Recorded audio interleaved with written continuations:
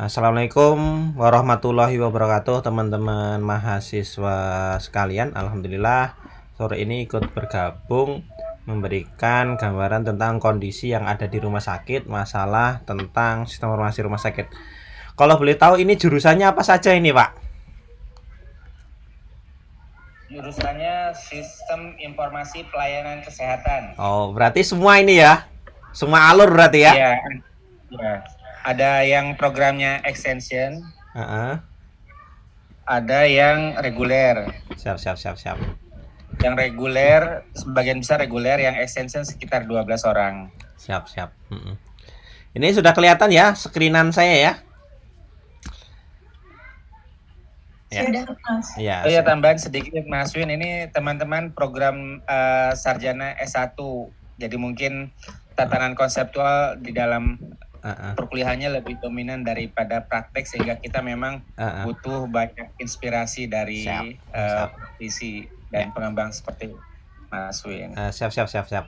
Oh ya, tadi sudah saya sempat kirim ke chat. Itu forum untuk teman-teman mahasiswa yang pengen ikut bergabung. Jadi memang sudah kita buatkan sendiri forum untuk teman-teman mahasiswa yang pengen belajar Simeres Kanja. Nah, mungkin perkenalkan dulu teman-teman, nama saya adalah Windiarto Nugroho. Saya bekerja juga di rumah sakit dan kebetulan menjadi IT. Terus kemudian Simeres ini sudah dikembangkan dari tahun 2010, yaitu dikembangkan di RS Sadewa Yogyakarta sampai sekarang, dan alhamdulillah itu sudah digunakan di sekitar 1.400 rumah sakit seluruh Indonesia. Jadi biasanya teman-teman nanti ketika kerja di rumah sakit bisa jadi akan sering berjumpa dengan aplikasi yang saya develop. Untuk di Jakarta sendiri itu ada RSUD Depok, terus kemudian RS Brimob, terus kemudian ada juga RS GPI, RS Simpangan Depok, terus kemudian ada RS Asalam Bogor, terus kemudian ada RS Ridwan Mauraksa sampai ke RSUD Cipayung, Kramat Jati dan lain-lain. Nah, itu terus kemudian di Aceh itu ada RS Iskandar Muda Banda Aceh, sampai di Papua itu ada RS Merauke ya. Jadi dari Aceh sampai Papua. Terus di Kalimantan sendiri itu ada RSUD Barabai, RSUD Martapura, kemudian RSUD Banjarbaru.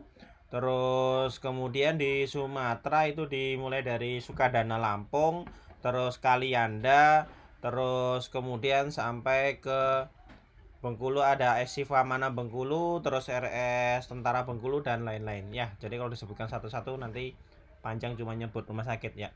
Untuk Simeres Kanja ini teman-teman itu dikembangkan secara open source dan bersifat gratis atau bisa di-download oleh teman-teman semua. Untuk alamatnya itu ada di www.yaski.or.id. Ya, di sana sudah kita sediakan untuk bagian download, pendampingan bagi rumah sakit yang pengen pendampingan, maupun workshop yang kita adakan dalam waktu satu tahun biasanya 2-4 kali.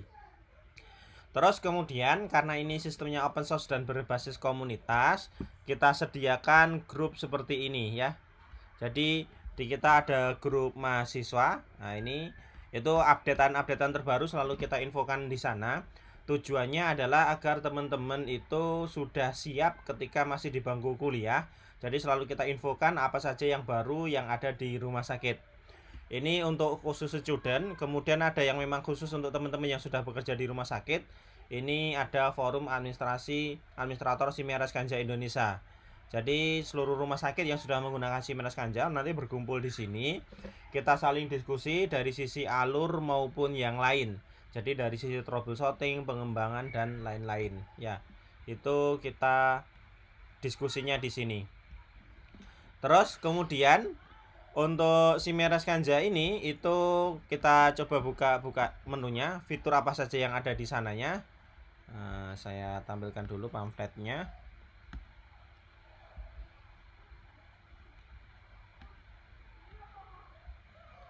Ya. Nah, nanti teman-teman bisa download ini juga untuk materinya. Itu sudah tersedia di link download yang tadi kita tunjukkan.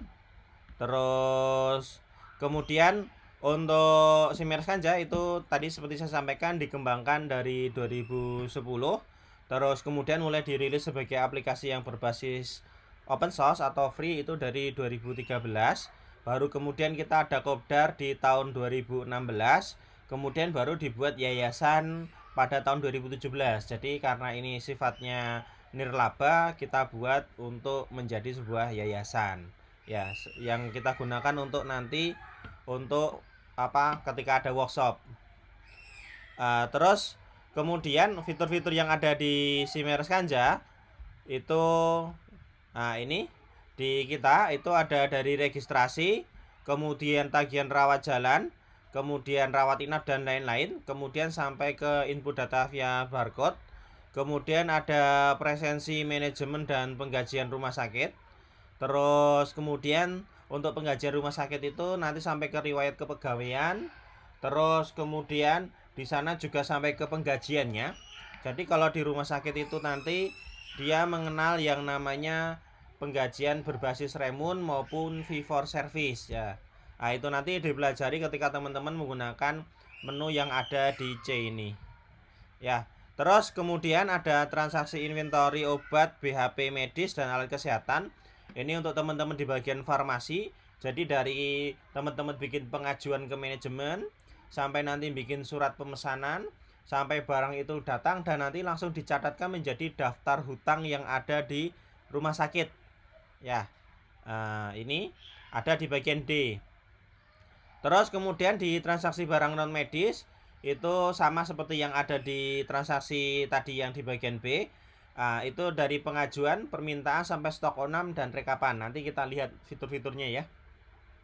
Terus kemudian untuk pembelian barang yang berupa aset atau inventaris itu masuk di aset, kemudian nanti masuk ke labelingnya. Jadi semua yang sifatnya itu inventaris akan di labeling. Kemudian nanti akan terkoneksi untuk pemeliharaan aset inventaris.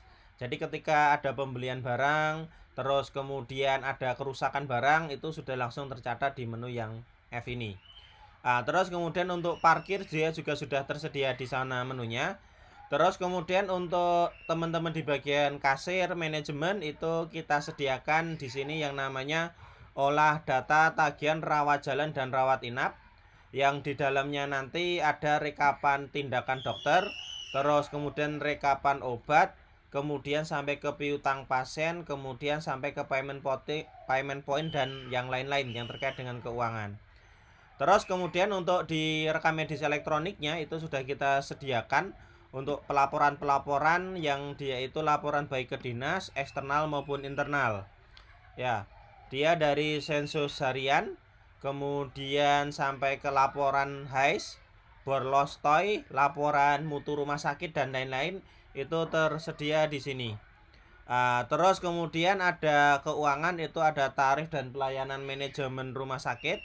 Ini dari daftar keuangan dan akuntansinya nanti tersedia di sini sampai ke pelaporan laba rugi, neraca, perubahan modal nanti akan kelihatan di sini.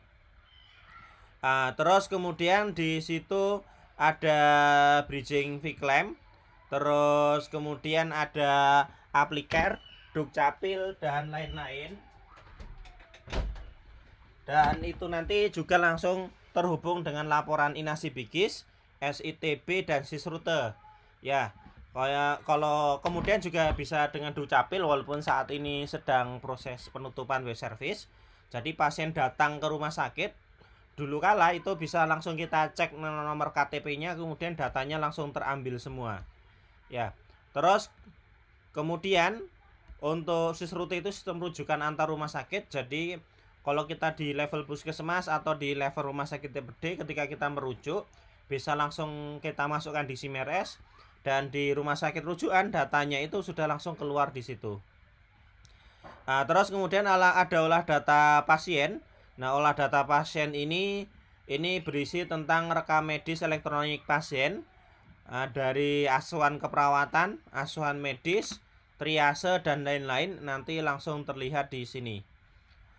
Terus kemudian untuk unit transfusi darah, ini untuk bagian bank darah rumah sakit sudah kita sediakan di sini.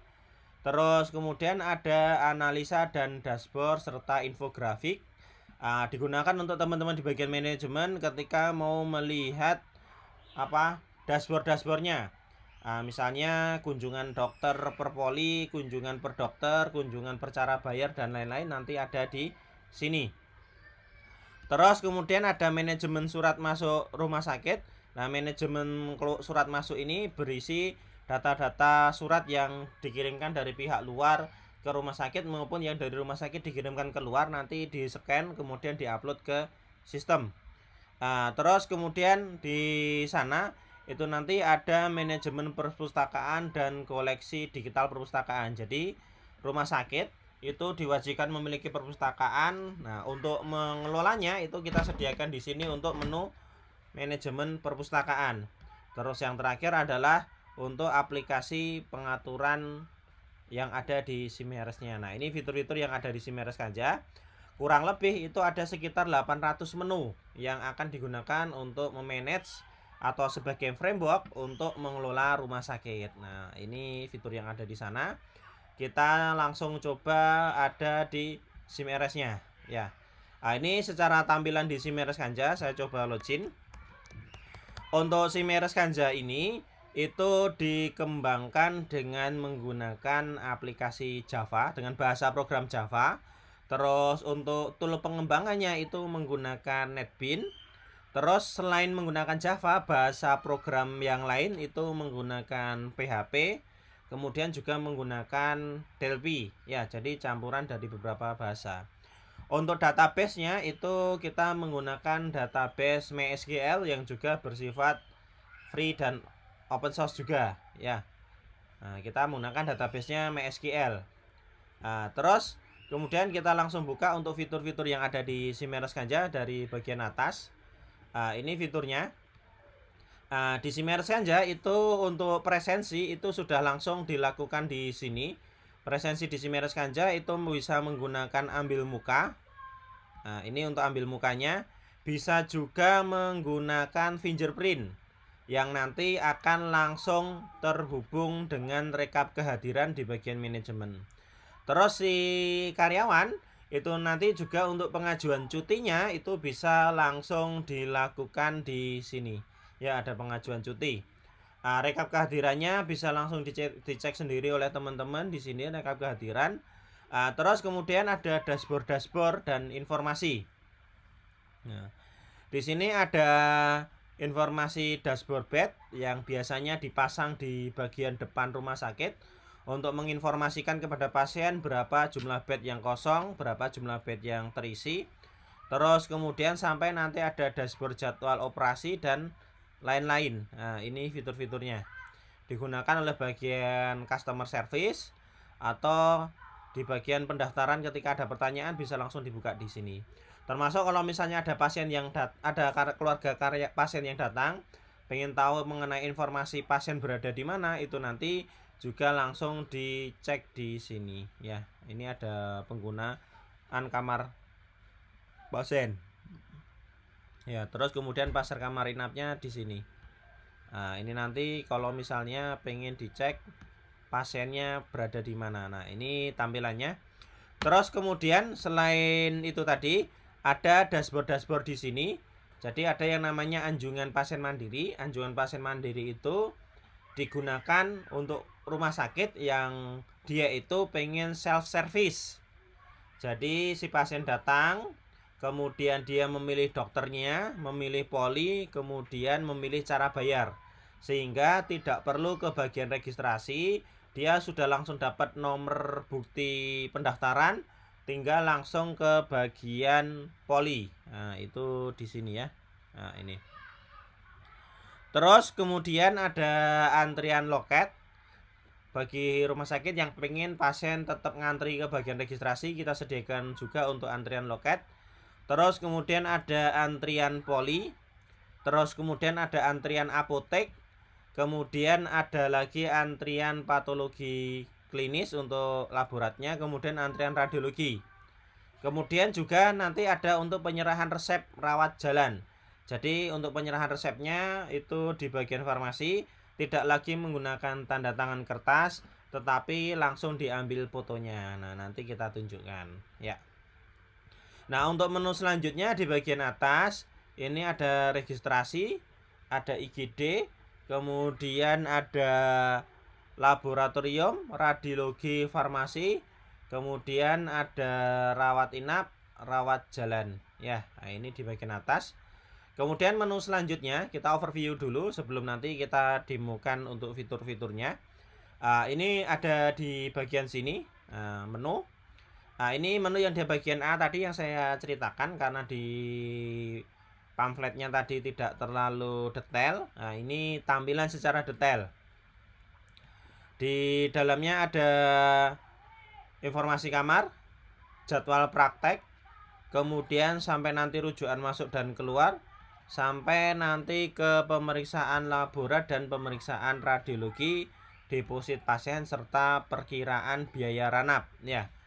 Perkiraan biaya ranap itu kita gunakan kalau posisinya si pasien pengen tahu ketika dia mau masuk itu kira-kira akan menghabiskan obat berapa. Dan juga bisa digunakan untuk pasien-pasien yang dia BPJS.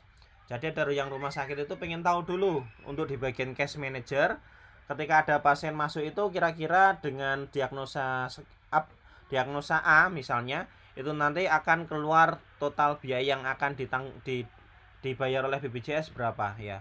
Dan dari situ nanti bagian case manager atau bagian yang menangani pasien itu selalu memantau ya, sehingga bisa mengingatkan ke dokter masalah kendali biaya maupun kendali mutunya. Jadi untuk obatnya bisa disampaikan, dok kita sudah mau mendekati limit. Nah, itu bisa nanti dari perkiraan biaya rawat inap di sini.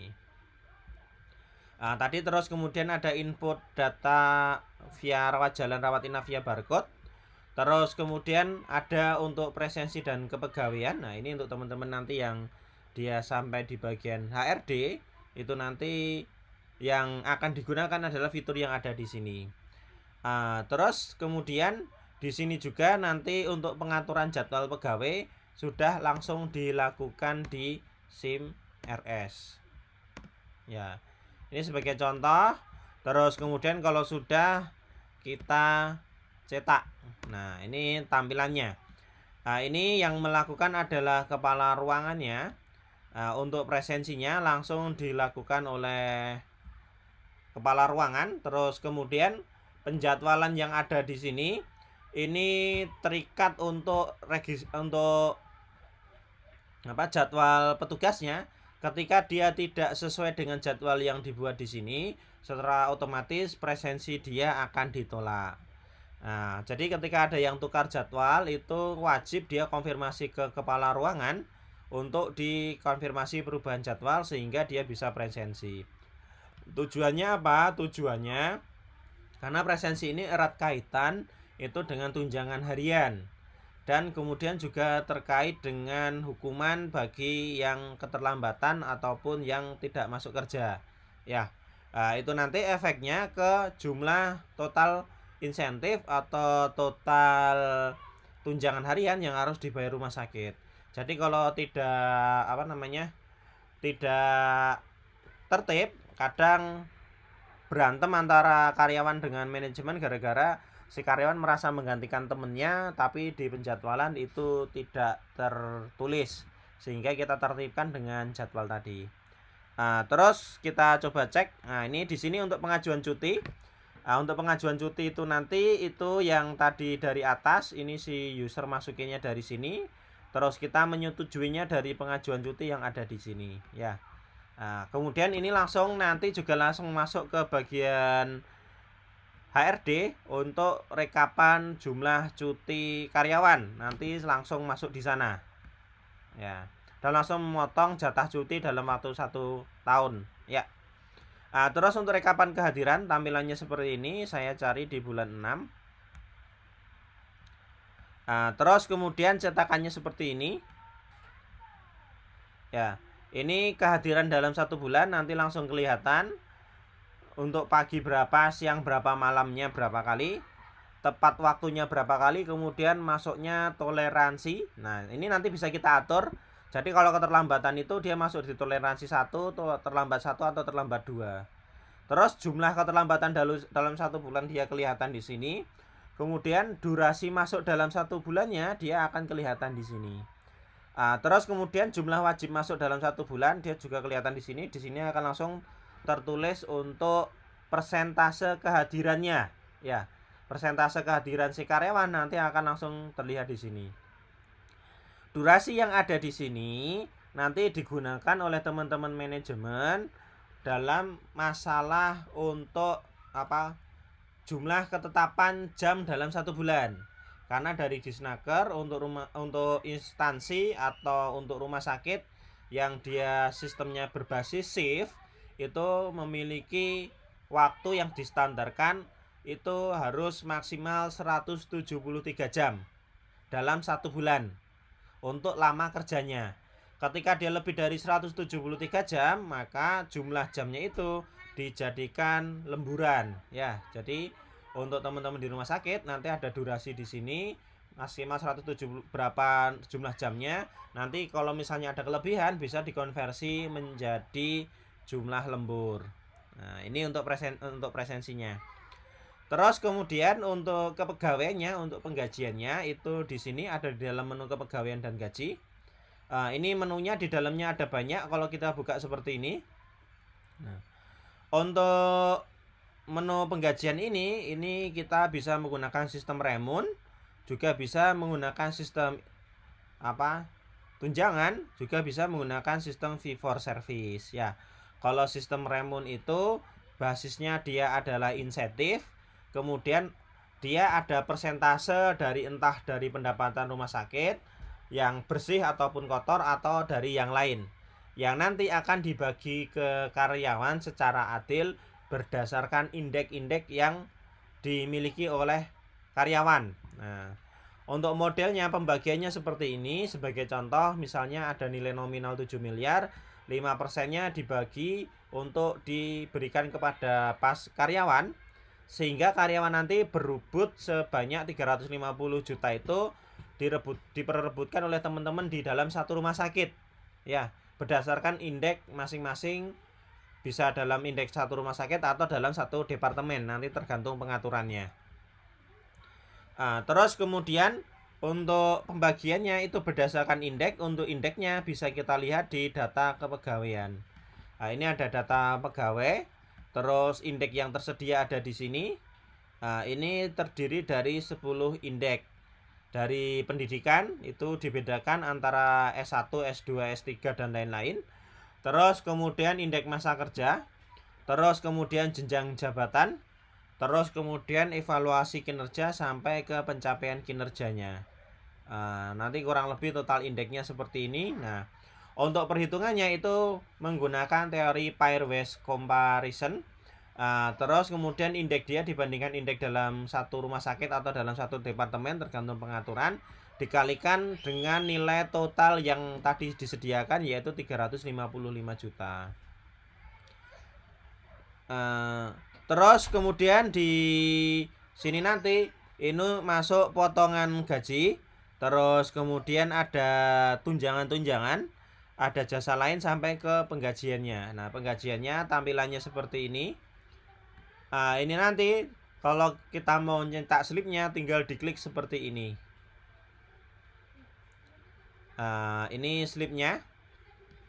Sehingga di awal bulan tanggal 1 sampai tanggal 5 untuk pembayaran bulan sebelumnya itu tinggal langsung kita klik seperti ini.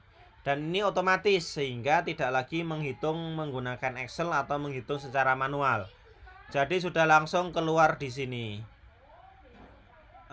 Ini ya, ini nilai nominal untuk penggajiannya. Ya, ini bisa langsung dijadikan PDF ya. Terus dikirim ke WA masing-masing. Jadi tidak harus di print, sudah langsung dari sini disimpan ke PDF dan dikirim. Terus selanjutnya itu ada di sini untuk data-data kepegawaian. Ini untuk berkas-berkas kepegawaian itu di kita itu sudah bisa kita digitalkan. Jadi sudah tidak perlu menyimpan berupa folder. Dan untuk data-data kepegawaian ini dibagi menjadi 5. ada untuk tenaga klinis dokter, spesialis, kemudian perawat bidan, profesi lain, dan tenaga non klinis. Kemudian untuk berkas-berkasnya nanti tinggal diupload di menu kepegawaian. Terus kemudian nanti tinggal dipilih posisinya. Terus posisi dia sebagai apa? Dokter umum, spesialis, atau yang lain. Nah, terus kemudian kalau sudah itu tinggal berkasnya keluar di sini, kemudian berkasnya diupload. Nah, ini sebagai contoh. Terus kemudian disimpan.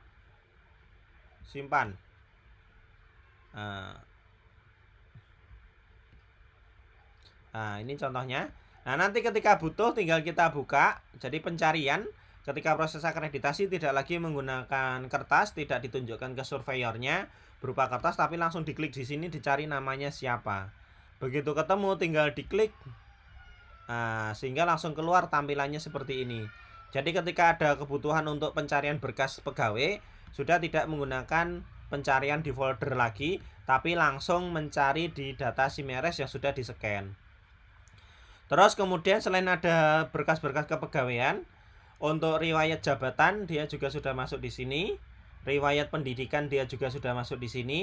Kemudian ada riwayat naik gaji, kemudian kegiatan ilmiah. Jadi di rumah sakit itu untuk teman-teman karyawan itu diwajibkan workshop dalam 1 tahun minimal 20 jam. Nah, untuk rekapan kegiatan mereka, workshop yang sudah dilakukan itu nanti bisa dimasukkan dari menu kegiatan ilmiah dan pelatihan. Jadi tiap kali workshop, kemudian dia langsung di-scan dan di-upload. Kemudian ada juga riwayat penghargaan maupun riwayat penelitian. Jadi bagi rumah sakit yang tipenya pendidikan, ketika dia melakukan penelitian, nah penelitiannya dimasukkan di sini. Ada riwayat penelitian. Terus kemudian di rumah sakit itu ada kewajiban mencatat ketika ada kecelakaan kerja karyawan. Ya. Nah, untuk kecelakaan kerja karyawan itu dimasukkan dari menu peristiwa K3 yang di dalamnya itu terdiri dari insiden, kemudian korbannya siapa, petugasnya siapa, terus kemudian investigasi kecelakaan yang dilakukan, baik penyebab langsung maupun tidak langsung, kemudian nanti ada di sini perbaikan maupun pencegahan. Nah, ini untuk K3RS yang dilakukan di rumah sakit. Nah, datanya itu nanti bisa kita filter dan kita generate menjadi grafik. Untuk evaluasi di sisi manajemennya. Untuk hasil cetakannya seperti ini, jadi kita selalu punya laporan insidennya apa, korban atau petugas yang mengalami siapa, sampai nanti dari sisi pencegahan maupun investigasinya. Nah, ini seperti ini. Ya. Terus kemudian bisa kita convert menjadi grafik untuk menganalisa sebenarnya permasalahan yang ada, kenapa karyawan sering kecelakaan, itu kenapa, nanti bisa dibaca dari sini ya, dari grafik-grafik yang sudah disediakan, sehingga bisa menjadi evaluasi dari bagian manajemen untuk kebijakan selanjutnya. Terus kemudian selain ada untuk K3RS atau kecelakaan kerja karyawan, di rumah sakit itu ada yang namanya audit. Jadi setiap karyawan atau setiap ruangan itu nanti akan diaudit oleh bagian PPI atau bagian mutu rumah sakit. Apa saja yang diaudit? Sebagai contoh di sini ada audit kebutuhan APD, kepatuhan APD. Jadi ketika petugas itu dia melakukan kunjungan visit atau ketemu pasien, dia menggunakan APD atau tidak. Terutama untuk pasien-pasien yang dia itu pasien infeksi seperti kemarin ketika terjadi COVID, itu akan dicek dari sini ya. Jadi sifatnya ada petugas khusus yang dia akan melihat atau menilai perkaryawan di rumah sakit untuk dicek dia taat atau tidak dalam menggunakan APD ya, seperti masker, kacamata goggle, sarung tangan, apron, dan lain-lain seperti itu. Terus kemudian ada audit cuci tangan. Jadi setiap kali dia ketemu pasien itu dia mau cuci tangan atau tidak, setelah selesai dia cuci tangan atau tidak. Nah, itu di sini. Terus kemudian di sini juga ada audit pembuangan limbah. Jadi limbah-limbah yang ada di ruangan itu nanti akan dikontrol oleh bagian PPI. Nah, itu akan dibedakan antara yang infeksius sama non infeksius dan itu akan dijadikan laporan. Nah, dilihat. Nah, tujuannya apa? Tujuannya adalah untuk meningkatkan nanti dari sisi keamanan penularan penyakitnya. Ya. Nah, ini sudah dibuat seperti ini untuk auditnya. Terus kemudian ada lagi nanti audit pembuangan benda tajam seperti jarum dan lain-lain. Terus kemudian penanganan darah sampai nanti ada audit penempatan pasien berdasarkan kondisi infeksiusnya. Terus kemudian sampai ke audit bundel IADP-nya atau teman-teman biasa menyebutnya sebagai phlebitis ya. Itu diaudit oleh bagian PPI atau pencegahan penyakit infeksi. Sehingga kasus penyakit infeksi di rumah sakit itu bisa dikurangi atau ditekan ya, seperti itu. Terus kemudian untuk teman-teman di bagian farmasi, ini menu yang ada di bagian farmasi, menunya lumayan banyak. Itu terdiri dari data master yang ada di sini, kemudian kategori, golongan dan lain-lain. Terus kemudian untuk permintaan obat dari ruangan ke bagian gudang itu sudah tidak menggunakan kertas lagi, tapi bisa langsung menggunakan menu permintaan yang ada di sini. Nah, ini ada permintaan obat dan BAP. Jadi ruangan misalnya dia minta untuk disediakan spuit atau yang biasa dipakai buat nyuntik pasien itu ya. Nah, itu dia bisa minta dari sini. Jadi tidak perlu dia datang ke bagian gudang atau tulis kertas kemudian bikin permintaan. Nah, itu nggak perlu lagi. Tapi dari ruangan masing-masing itu bisa membuat menu permintaan obat alkes BHP. Ya, di sini. Misalnya minta alkohol untuk di ruangan untuk hand hygiene atau cuci tangan. Nah, itu bisa langsung dari sini. Nanti sudah langsung masuk di daftar permintaan yang ada di bagian farmasi. Dari farmasi tinggal diberikan ke bagian yang meminta. Ya, tinggal diantar. Atau mereka kalau misalnya wajib tetap datang ya bisa diinfokan nanti. Terus kemudian untuk teman-teman bagian farmasi nanti kalau pengen buat pengajuan, ini tergantung dari alur rumah sakit. Ada beberapa rumah sakit yang ketika bagian farmasi kehabisan barang, dia harus atau wajib dulu membuat pengajuan ke bagian manajemen. Sehingga nanti bisa menggunakan menu pengajuan yang ada di situ. Kemudian ketika sudah diajukan, disetujui sama manajemen, dari manajemen ketika sudah disetujui akan dikonvert menjadi surat pemesanan. Ya, seperti itu. Terus kemudian kalau misalnya dari bagian farmasi dia punya wewenang sendiri, itu bisa langsung membuat surat pemesanan kepada vendor. Ini surat pemesanannya. Ketika sudah dikirim, ketika barangnya datang, nanti masuk ke menu penerimaan. Nah, ketika sudah divalidasi di bagian penerimaan, nanti akan langsung masuk ke daftar hutang obat dan BHP. Untuk obat masuk ke dalam rumah sakit itu terbagi menjadi 3 cara. Ada dari bagian pengadaan atau sifatnya COD atau beli langsung. Nah, ini langsung bayarnya pakai apa ke vendornya. Atau bisa juga dengan penerimaan yang tadi berawal dari surat pemesanan. Ya, dari surat pemesanan, kemudian barangnya diterima. Dari yang ketika diterima dan disimpan nanti otomatis berubah menjadi daftar hutang obat BHP. Ya, ini sebagai contoh dan data-data yang sudah masuk. Nanti di sini ada informasi dia sudah dibayar, belum dibayar, titik faktur dan lain-lain. Nah, itu masuk di sini. Terus kemudian untuk hibah obat BHP ini ketika kita dapat bantuan dari pihak luar seperti Dinkes, Kemenkes dan lain-lain. Nah, itu masuk di sini. Terus kemudian rumah sakit ketika mau jual bebas atau yang non resep bisa dijual bebas di sini. Terus untuk resep elektroniknya dari permintaan di bagian farmasi dia langsung masuk di sini nanti. Terus kemudian ke bagian bawah sampai ke sirkulasi, ke kartu stok. Jadi kartu stoknya si petugas di bagian farmasi tidak lagi membuat kartu stok karena bisa langsung di-generate langsung dari SIM RS. Kemudian untuk daftar obat yang keluar itu bisa dilacak dari pengguna obat dan BHP. Jadi obat yang narkotika psikotropika itu bisa dilacak penggunaannya dari menu yang ada di sini. Terus kemudian sampai ke bawah, nanti di sini itu ada untuk verifikasi penerimaan. Untuk teman-teman yang sudah menggunakan surat pemesanan, kemudian barangnya datang itu bisa kita verifikasi. Ya, barangnya bisa kita verifikasi. Dari surat pemesanan yang kita kirimkan itu berapa yang datang bisa kita evaluasi sebagai contoh seperti ini. Ada dengan nomor surat pemesanan 220525001. Terus yang sudah datang ini, yang sudah dipesan ini berapa jumlahnya? Terus nanti akan divalidasi di sini ya. Ini dari 100 yang datang cuma 90. Ini dari 100 tidak datang sama sekali. Dari yang di sini 100 sudah datang benar 100. Terus kemudian di sini akan kebaca di sini. Nah, ini kurang tepat kosong. Nah, ini tidak ada. Nah, ini maksudnya ada sisipan atau tidak. Jadi kadang itu ada vendor yang dia itu agak curang. Sebenarnya rumah sakit tidak pesan tapi barangnya dikirim.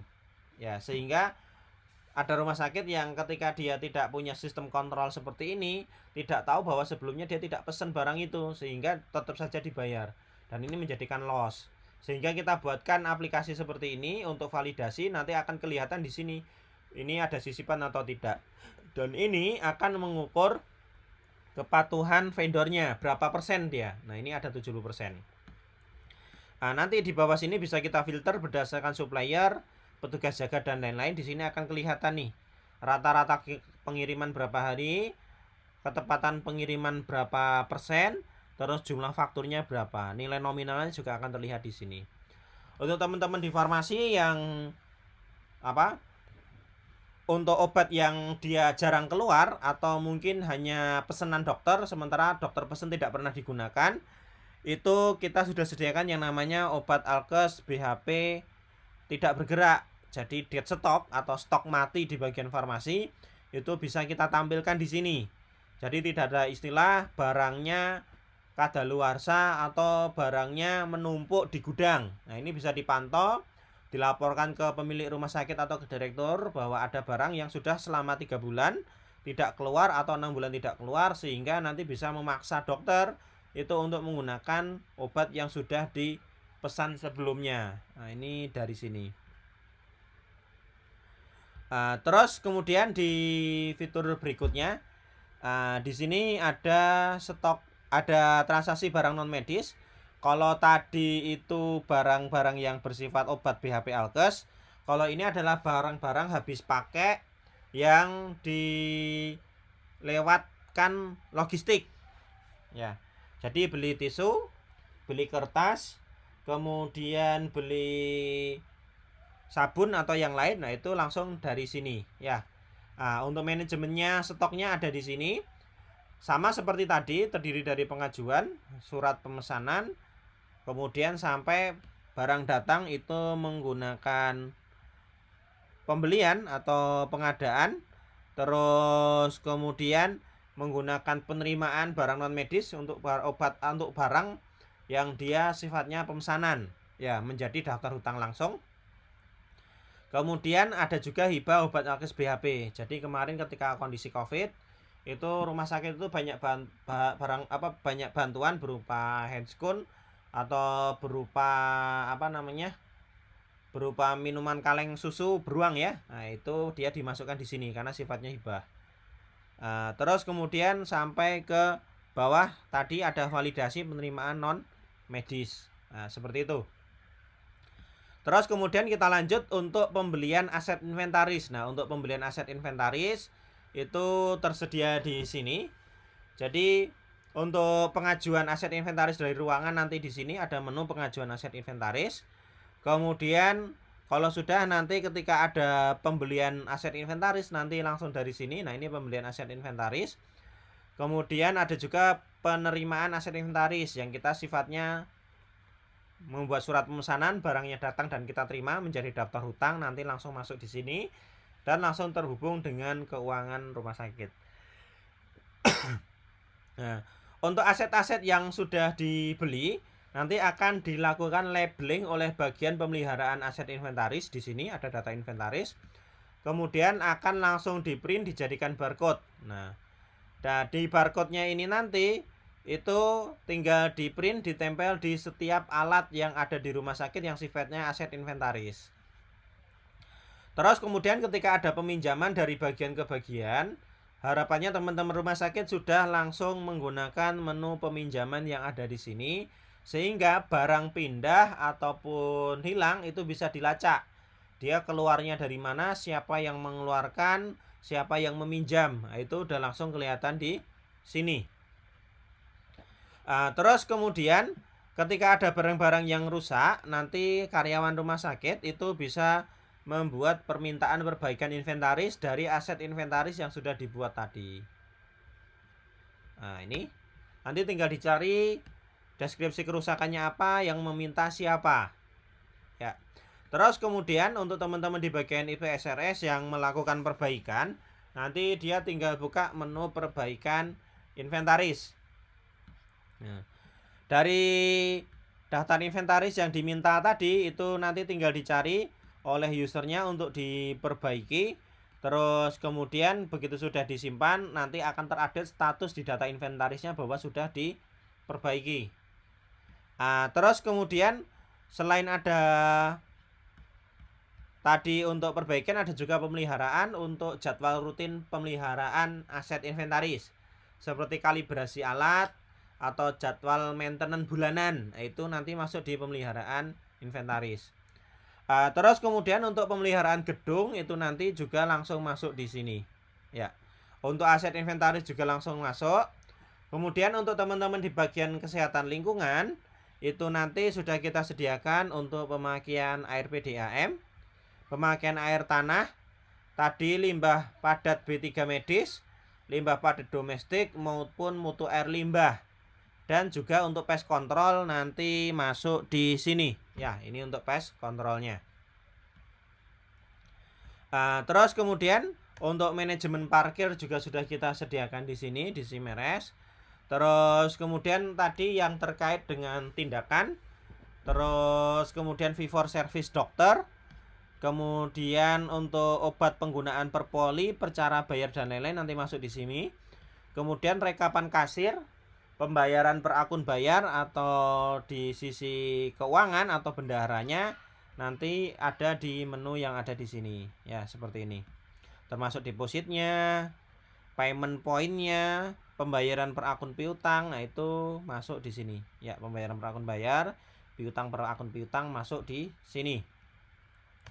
Terus kemudian untuk laporan-laporan eksternal internal rumah sakit, nah ini seperti ini. Dari nanti ada surveillance rawat jalan untuk penyakitnya, kunjungan rawat jalannya baik per poli, per dokter dan lain-lain. Terus kemudian di sini ada laporan RL. Terus kemudian ada lama pelayanan. Jadi untuk lama pelayanan di rumah sakit itu dihitung dari dokter minta resep sampai nanti resep itu divalidasi atau pasien dipanggil ke farmasi butuh waktu berapa menit. Dari dokter nanti membuat swab dari pasien datang kemudian sampai dilakukan tindakan itu butuh waktu berapa menit, atau dari pasien datang sampai pulang itu butuh waktu berapa menit, semuanya nanti masuk terkendali di menu yang ada di sini. Terus kemudian laporan sampai ke bawah termasuk di sana ada laporan diet. Terus kemudian ada status data RM untuk teman-teman di rekam medis kalau melihat evaluasi untuk data-data rekam medis sudah diisi atau belum. Nanti bisa di sini. Terus kemudian untuk teman-teman di bagian manajemen keuangan, ini kita sediakan di sini untuk pengaturan tarif-tarif yang ada di Simeres Kanja. Terus kemudian pengaturan COA atau chart of account untuk akuntansinya kita sediakan di sini. Terus nanti ada penerimaan maupun pengeluaran itu kita masuk di sini. Ya, ada pengeluaran harian, ada pemasukan lain-lain. Terus kemudian daftar hutang yang tadi diterima oleh bagian farmasi itu langsung masuk di sini juga. Termasuk nanti untuk titip faktur juga sudah kita sediakan di sini, titip faktur. Kemudian pembayaran dari pembayaran farmasi, pembayaran logistik sampai pembayaran aset inventaris. Termasuk nanti untuk laporan keuangan di sini ada perubahan modal, laba rugi maupun neracanya itu langsung keluar di sini. Ya, ini untuk keuangan. Nanti kita coba demokan. Terus kemudian untuk bridging ini integrasi kita dengan pihak lain. Dalam hal ini kita bisa bridging dengan BPJS untuk manajemen klaim Viclaimnya. Terus kemudian juga bisa bridging dengan Inasi Bigis untuk tagihan penyakit yang ke Kemenkes. Kemudian bisa juga dengan mandiri in-health, bisa dengan piker maupun dengan data Kemenkes, dan juga bisa bridging dengan bank, baik di sini yang sudah tersedia Bank Jateng maupun Bank BRI. Nah, itu bisa dari sini. Ya, jadi pembayarannya bisa langsung tersambung ke bank melalui virtual account. Nah, terus untuk rekam medis elektronik di rumah sakit itu disediakan di sini. Jadi si dokter itu tidak lagi menulis di kertas, tapi untuk swab maupun asuhannya itu sudah langsung dimasukkan di Simeres. Nanti kita coba untuk demokan. Ya. Ini sampai ke bawah. Kemudian berikutnya untuk transfusi darah. Nah, ini untuk dari mulai pengambilan darah sampai penyerahan darahnya, sampai darah itu diurai menjadi beberapa komponen, itu sudah disediakan di sini. Terus kemudian untuk dashboard dari jumlah registrasi per poli, per dokter, per perujuk, nah itu sudah nanti langsung keluar di sini ya. Untuk grafik-grafiknya bisa langsung di generate, hanya saja ini belum ada. Nah, ini masih pasien lama semua ya. Nah, kita coba yang per poli. Ini langsung bisa di generate. Jadi laporan seperti ini ya. Ini grafik registrasi per poli dari tanggal berapa sampai tanggal berapa. Dan ini lumayan banyak menunya sampai ke bawah. Ya, nah ini menu grafik-grafiknya. Terus kemudian manajemen masuk keluar surat. Nah, ini manajemen surat keluar masuk yang tadi kita sampaikan bahwa untuk surat-surat yang dikeluarkan dari Simeres maupun yang masuk ke rumah sakit itu akan di-scan, di-upload. Untuk yang di-generate di bagian pelayanan seperti surat hamil, terus kemudian surat keterangan COVID, surat kewaspadaan kesehatan, semuanya langsung di sini dan dia langsung terhubung dengan aplikasi e-pasiennya juga. Nah, ini ada pengumuman e-pasien. Dan nanti ketika pasien datang itu dia tidak lagi membawa surat kontrol tapi langsung ada di HP-nya. Nah, ini masuk di sini ada surat kontrolnya. Nah, di kita ada aplikasi namanya e-pasien. Kalau secara tampilannya seperti ini, jadi pasien itu ketika periksa tidak perlu datang ke rumah sakit.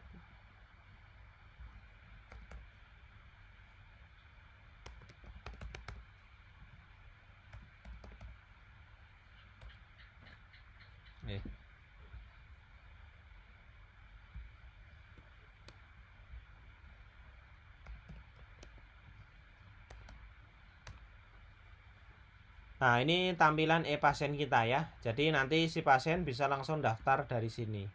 Ya, ini langsung terhubung dengan pendaftaran yang ada di registrasi. Untuk mengantri dia juga langsung mengantrinya dari rumah. Ya, ini aplikasi e-pasien kita. Nah, yang tadi terhubung di sini tadi ya, ada pengumuman e-pasien juga masuk di sini. Nah, terus kemudian kita lanjut ke fitur selanjutnya. Ini untuk menu yang ada di perpustakaan rumah sakitnya. Termasuk untuk koleksi digitalnya nanti akan masuk di sini ada koleksi e-book. Nah, untuk inputannya langsung di data koleksi e-booknya. Jadi si pasien nanti ketika di rumah sakit itu di aplikasi e-pasiennya itu sudah langsung keluar daftar koleksi e-book. Ketika pasien menunggu itu bisa sambil baca-baca koleksi yang ada di data perpustakaannya rumah sakit. Ya, ada beberapa rumah sakit yang mungkin ketika dia nunggu pasien bisa sekalian pinjem di perpustakaannya. Terus untuk rumah sakit yang punya toko atau minimarket ini sudah kita sediakan. Ya, ada toko minimarket koperasi rumah sakit. Jadi rumah sakit saat ini itu sudah bertransformasi, tidak selalu mengandalkan pada pendapatan pelayanan rumah sakit, tapi juga pada untuk yang lain seperti minimarket ya. Nah, ini tersedia. Terus kemudian di sini ada pengelolaan data filantropi, CSR, zakat, infak, sedekah. Terus kemudian ada pengaturan aplikasinya. Ya, di sini. Nah, ini pengaturan aplikasi, nanti teman-teman bisa langsung mengganti nama rumah sakitnya, mengganti wallpaper ataupun bisa mengganti logonya. Nah, menunya seperti ini. Ya. Nah, itu tadi dari sisi fitur-fitur yang ada di Simeres Kanja.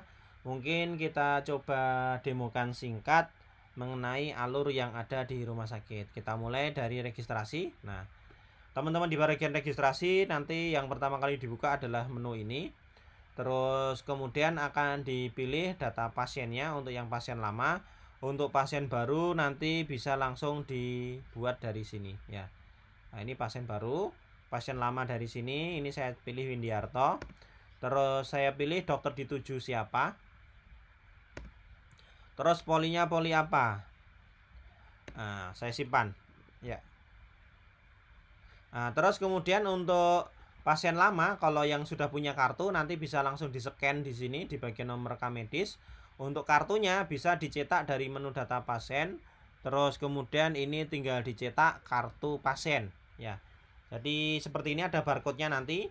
Memang di aplikasi disengaja buat putih seperti ini karena nanti untuk logo atau background-nya itu sudah langsung dari vendor penyedia kartu pasiennya. Nah, terus kemudian ini ada label-label rekam medis yang rumah sakit yang belum jalan elektronik rekam medis. Nanti untuk reportnya bisa di print di sini, untuk labelnya ditempel di report-reportnya. Jadi karyawan yang tulisannya jelek tidak perlu lagi bikin tulisan kertas, tapi langsung di print dan ditempel dari sini. Terus kemudian dari yang sudah masuk di sini, nanti pasien datang itu untuk yang pasien calon rawat inap itu bisa dicetakkan labelnya. Di sini ada label-label. Ini ada gelang pasien, itu bisa di print langsung ditempel di gelangnya. Jadi kalau teman-teman nanti masuk rumah sakit kok dapat gelang, nah itu bisa dicetak langsung dari sini. Kita cari yang agak panjang karena ada beberapa format di rumah sakit. Ya seperti ini ya, ini nanti di print ditempel di tangannya pasien. Terus kemudian selain itu di sini nanti juga bisa dibuat surat-surat langsung seperti surat keterangan sehat, cuti sakit, kemudian keterangan rawat inap, cuti hamil, itu nanti langsung dimasukkan dari sini. Nah, ini teman-teman di bagian registrasi.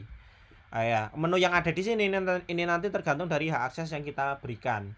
Untuk hak aksesnya itu diatur dari menu yang ada di user. Nah, ini user. Terus kemudian kita upload langsung di sini. Nah, ini untuk hak aksesnya ada sekitar 830 menu ya. 830-an menu. Nah, ini hak akses yang nanti diberikan per usernya. Ya, di situ. Kita kembali ke pelayanan tadi. Itu tadi yang dilakukan oleh dokter dilakukan oleh petugas rekam medis ataupun petugas bagian pendaftaran. Untuk dokter itu nanti sudah langsung buka di menu rawat jalan. Ini nanti akan tampil berdasarkan user login dokter masing-masing. Jadi tidak ada istilah dokter A bisa melihat pasien dokter B karena dia langsung lihatnya di sini. Terus kemudian untuk dokter sendiri nanti tinggal pada kolom pertama itu ditekan spasi. Nah, dokter itu nanti bisa langsung memasukkan swabnya di sini. Ya. Terus kemudian dimasukkan subjek atau swabnya SO. Ya, swab itu adalah catatan perkembangan pasien yang biasanya ditulis dokter di kertasnya. Ya, mengenai keluhannya, terus apa yang diperiksa, tanda-tanda vitalnya. Jadi ketika teman-teman di rumah sakit itu ditensi, nah tensinya nanti dimasukkan di sini. Kemudian ada assessment yaitu penilaian penyakit. Ini sebenarnya pasien ini sakit apa? Itu nanti akan langsung dituangkan di sini menjadi assessment atau penilaian. Terus kemudian di sini nanti itu ada namanya plan atau rencana. Nah, ini kedepannya pasien mau diapain? Nah, misalnya dari poli dia diminta ke laboratorium radiologi, itu dimasukkan di sini. Terus instruksi. Nah, dokter membuat resepnya itu dikonfirmasi di sini, instruksinya nanti apa yang harus dijalankan, nah itu dimasukkan di sini. Kemudian ada evaluasi. Nah, ini untuk pasien-pasien asuhan ulang atau CPPT untuk pasien yang dia pernah datang maka dimasukkan swabnya ini. Tapi kalau untuk yang pasien baru pertama kali datang itu biasanya kita ada yang namanya awal medis maupun awal keperawatan. Awal keperawatan dimasukkan oleh petugas perawat, awal medis dimasukkan oleh dokter. Jadi posisinya ini dimasukkan pertama kali ketika pasien datang atau 3 bulan sekali sesuai dengan peraturan Menteri Kesehatannya atau sesuai dengan undang-undang yang berlaku ya. Terus kemudian nanti kalau sudah dia datang sekali atau nanti ada observasi seperti ketika dimasuk di IGD, baru nanti dilakukan swab yang ada di sini dan itu akan langsung selalu tercatat. Kemudian dokter di bagian poli itu bisa melihat riwayat pasiennya. Dulu dia pernah sakit apa, itu dibuka dari sini. Agak lambat karena kita menjalankannya berbarengan dengan Zoom, sehingga banyak kemakan buat Zoomnya. Ini yang dilakukan saat ini tadi swab yang saya masukkan. Ini yang sebelumnya, jadi di sana kebaca riwayat rawat jalannya untuk awal keperawatan, kemudian untuk penilaian awal medis dokternya itu dia langsung keluar di sini. Ini yang sebelumnya, termasuk nanti radiologinya dia juga sudah langsung terbuka langsung dari SIM-RS. Kemudian pemeriksaan laboratorium dia juga langsung masuk di sini, sampai ke pemberian obatnya dia juga langsung masuk di sini. Seperti itu. Di sini tadi untuk asuhan keperawatannya itu langsung dimasukkan oleh perawat. Ini agak loading ini. Kita tunggu dulu. Ini ada awal keperawatan IGD. Jadi ini yang memasukkan adalah perawat IGD ketika dia pertama kali masuk. Nanti langsung dimasukkan dari sini. Ini awal keperawatannya. Terus untuk dokter itu memasukkan awal medis IGD atau dokter ya di sini. Ini awal medis IGD, yang memasukkan adalah dokter. Terus kemudian dokter di ruangan itu nanti ketika dia meminta resep itu sudah tidak menggunakan kertas lagi, tapi langsung dimasukkan dari sini, ada input resep. Ibuprofen masukkan 10, 2 dikali 1. Terus kemudian di amoxilin. Ini yang meresepkan adalah dokter. Terus kemudian dimasukkan 10. Nggak cukup nih kayaknya. 10 dimasukkan 2 dikali 1. Ini resep yang dimasukkan dokternya. Disimpan. Begitu disimpan, nanti di bagian farmasi dia langsung bunyi alarm dan langsung masuk di daftar tunggu pasien farmasi. Untuk permintaan laboratorium juga sama. Ini permintaan laboratorium. Dokter nanti langsung bikin permintaan dari sini. Begitu disimpan, dipilih pemeriksaannya apa. Kemudian di bagian laboratorium itu langsung bunyi alarmnya. Terus kemudian untuk radiologi juga sama. Permintaan radiologi langsung dari sini. Begitu dibuat di sini, nanti di bagian radiologi dia sudah langsung bunyi alarm. Nanti kita contohkan untuk validasinya. Ini 3 dulu kita coba untuk resep. Terus kemudian laborat radiologi. Begitu selesai kita buka validasi di masing-masing ruangan. Untuk bagian farmasi nanti standby di sini.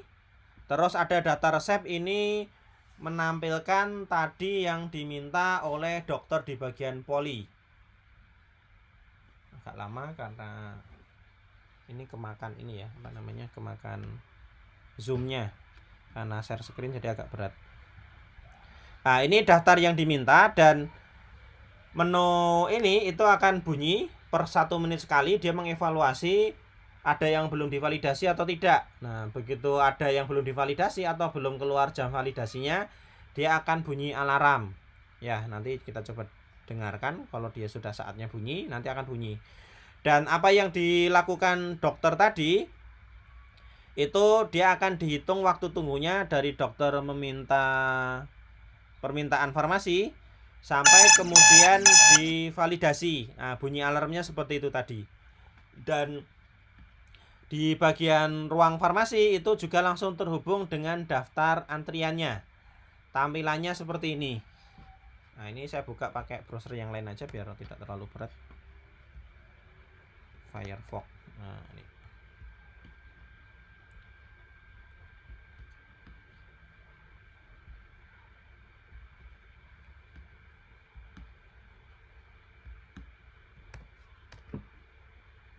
Ini untuk antrian farmasi. Jadi begitu dokter tadi meminta di ruangan, di depan ruang farmasi, si pasien tidak perlu lagi mengambil yang namanya antrian loket atau antrian farmasi, karena antriannya bisa langsung terhubung. Begitu dokter minta, di depan ruang farmasi udah langsung keluar seperti ini. Ini ada jam persepannya. Ini kemudian ada keluar nomor billing. Ya. Ini tanggal 22 bulan 6. Ya. Nah, terus kemudian di bagian farmasi, nanti ketika dia mau memanggil pasien tinggal diklik di sini divalidasi. Begitu divalidasi, yang ada di sini, itu tadi udah langsung bunyi untuk pemanggilannya. Ini langsung keluar di sini nama yang dia dipanggil tadi. Ya, ini nomornya 22 seperti yang ada di sini. Kemudian dikonfirmasi oleh bagian farmasi mau diambil obatnya atau tidak, mau dipotong atau tidak, separuhnya atau tidak. Begitu sudah dia tinggal klik. Terus kemudian yes. Nah, begitu disimpan yes seperti itu tadi, itu akan langsung masuk ke pembuatan aturan pakainya. Nah, itu langsung dimasukkan di sini. Nah, seperti ini. Dan ini sekalian bisa digunakan untuk telaah resep di bagian farmasi. Jadi untuk memastikan obatnya benar atau tidak, terus tepat obatnya atau tidak, tepat pasiennya atau tidak, nanti bisa dilihat dari situ. Nah, ini telaah resepnya. Nah, telaah resepnya yang ada di sini nanti itu bisa disimpan. Terus dari yang sudah ditelaah nanti bisa dievaluasi antara dokter dengan bagian farmasi. Obatnya cocok atau tidak, atau ada obat pengganti, nanti ada lembar pertanggungjawaban seperti ini, bisa dicek setiap saat. Terus kemudian yang ketika memang sudah selesai diracik atau mau diberikan ke pasien, itu nanti di kita ada penyerahan resepnya itu menggunakan ambil muka seperti ini. Ya, ini menggunakan ambil muka. Nanti dipoto pasiennya, ya, sebagai bukti bahwa kita sudah benar-benar memberikan obatnya ke pasien. Biasanya digunakan untuk teman-teman yang konfirmasi ke BPJS, ya, seperti itu. Nah, ketika mau diserahkan dari bagian farmasi, dia diklik tombol penyerahan yang ada di sini. Klik. Nah, terus kemudian di sini nanti dia akan bunyi alarm. Ya, ini tadi ada jam resepan, ini jam validasi, ini penyerahannya. Kemudian begitu sudah dipanggil, terus kemudian dikonfirmasi, ya, diedukasi mengenai aturan paket dan yang lain-lain. Terus kemudian kalau sudah, tinggal si pasien menyetujui, ya saya paham dan saya mengerti, diklik, terus diambil fotonya, kemudian disimpan. Nah, ketika sudah disimpan seperti itu tadi, secara otomatis nanti di rekapan daftarnya petugas atau ketika mau dievaluasi itu ada bukti penyerahannya. Nah, tampilannya seperti ini. Nah, ini tampilan tadi pas pemberian obatnya. Nah, untuk di bagian laboratorium sama. Ini ada permintaan laboratorium. Nah, terus kemudian akan keluar di sini daftar permintaannya. Terus kemudian diambil sampelnya, sekalian dicetak untuk barcode-nya, ditempel, ditabung atau di gelas pasien. Nah, seperti ini. Nah, terus kemudian begitu sudah selesai, nanti dikonfirmasi lagi. Terus pas pengambilan sampel ini, itu tadi juga dia akan langsung terhubung dengan antrian di bagian laboratorium. Ini saya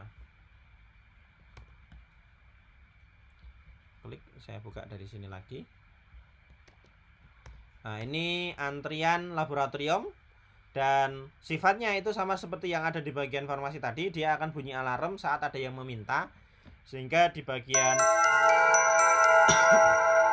ini tadi karena kita ambil sampel ya, untuk dipanggil sampelnya, kemudian dicetak, pasiennya datang ke ruangan, diambil, kemudian ditempel labelnya. Terus begitu nanti dia sudah selesai dan keluar hasil, itu langsung dimasukkan hasilnya. Terus kemudian begitu sudah langsung di sini dimasukkan hasil-hasilnya, kemudian dicetak. Begitu sudah dicetak hasilnya langsung disimpan, dan begitu disimpan ini juga akan langsung memanggil pasien untuk penyerahan hasil. Ya, penyerahan hasilnya nanti akan keluar di sini. Nah, itu bunyi pemanggilan penyerahan laboratoriumnya. Nah, untuk bagian radiologi sama, itu ada di bagian sini. Nah, ini nanti sama seperti tadi ada pemanggilan. Terus kemudian ada untuk hasilnya. Ya. Nah, di bagian sini ini nanti sekalian dimasukkan hasil atau teman-teman biasa menyebutnya sebagai expert test. Terus kemudian begitu sudah disimpan, nah begitu selesai disimpan, kalau misalnya ada gambar radiologi yang mau diupload, bisa sekalian diupload dari sini. Nah, ini diambil gambar radiologinya, terus kemudian diupload.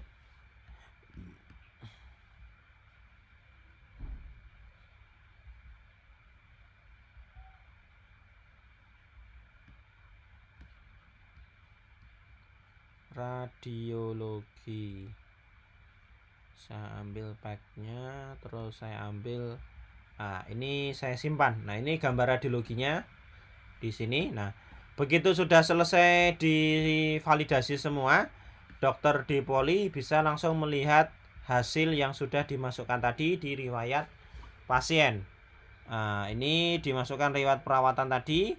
Yang terakhir itu sudah langsung masuk di sini swab, terus kemudian laborat radiologi dan lain-lain, termasuk obatnya yang sudah divalidasi keluar di sini.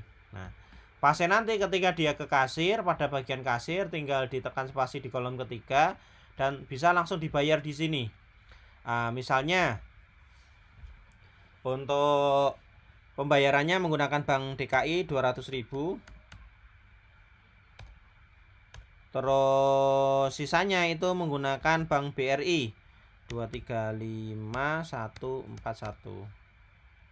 Nah, terus kemudian disimpan. Nah, ini untuk aktivitas di bagian kasir dari pelayanan tadi sampai kemudian petugasnya mencetak billingnya. Nah, apa saja yang didapatkan oleh teman-teman di bagian pelayanan? Untuk yang bagian coding nanti dia tinggal memasukkan diagnosanya di sini. Untuk diagnosanya misalnya I50. Simpan. Nah, terus kemudian untuk laporannya nanti bisa dibuka di perbagian. Untuk di bagian farmasi itu sudah langsung terrekap untuk kartu stoknya. Jadi bisa selalu dipantau. Seperti ini saya tampilkan. Nah, tadi posisi obat awalnya berapa, yang keluar berapa, yang mengeluarkan siapa, terus larinya ke pasien yang mana. Nah, itu sudah langsung kelihatan di sini sebagai kartu stok. Terus kemudian di olah data tagihan rawat jalan nanti bisa dilacak penggunaan obat per poli, per dokter rawat jalan dan lain-lain. Termasuk obat per cara bayarnya itu juga dia langsung kelihatan di sini. Nah, ini obat per cara bayar. Nah, ini umum, tadi saya masuknya sebagai umum, akan kelihatan di sini, ini per cara bayar. Terus kemudian juga akan langsung masuk ke data detail jasa medis dokter. Nah, ini kita cari. Nah, ini tadi Dr. Hilyatul Nadia ketika dia melakukan pemeriksaan, dia sudah langsung keluar di sini, ya. Nah, ini jasa medis dokternya udah langsung masuk di sini, bisa langsung kita bayarkan, ya. Nah, Hilyatul Nadia, kalau mau dicetak slipnya bisa langsung dicetak slipnya dari sini. Nah, ini slip untuk gaji dokter. Terus kemudian berikutnya untuk laporan-laporan, ini tadi ada yang namanya surveillance rawat jalan. Nah, surveillance rawat jalan nanti masuk di sini. Ya, nah ini masuk di sini. Ini surveillance rawat jalannya. Untuk kunjungannya dia langsung masuk di laporan kunjungan. Ini kunjungan rawat jalannya. Bisa difilter per poli, per dokter, per cara bayar dan lain-lain. Terus kemudian bisa juga di-generate menjadi 10 besar penyakit. Ini nanti tinggal kita filter, kita cari per periodenya. Nah, terus kemudian tinggal kita generate menjadi laporan 10 besar penyakit. Nah, laporannya seperti ini. Ini 10 besar penyakitnya. Untuk teman-teman di bagian kasir, nanti bisa dibuka di pembayaran. Ini pembayaran per akun bayar. Nah, nanti tampilannya seperti ini. Tuh. Ya, Bank DKI berapa, terus kemudian bank yang via BRI berapa, ini langsung keluar di sini. Ini tadi secara alur dari bagian rawat jalan, gambaran singkatnya, karena kalau ditampilkan semua fiturnya mungkin pembahasannya akan sangat panjang.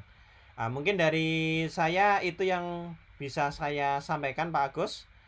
Silahkan mungkin ke sesi tanya jawab dari teman-teman mahasiswa semua. Ya, terima kasih. Assalamualaikum warahmatullahi wabarakatuh. Terima kasih Mas Win penjelasannya. Ini luar biasa, pengembangan Simkansa sangat pesat.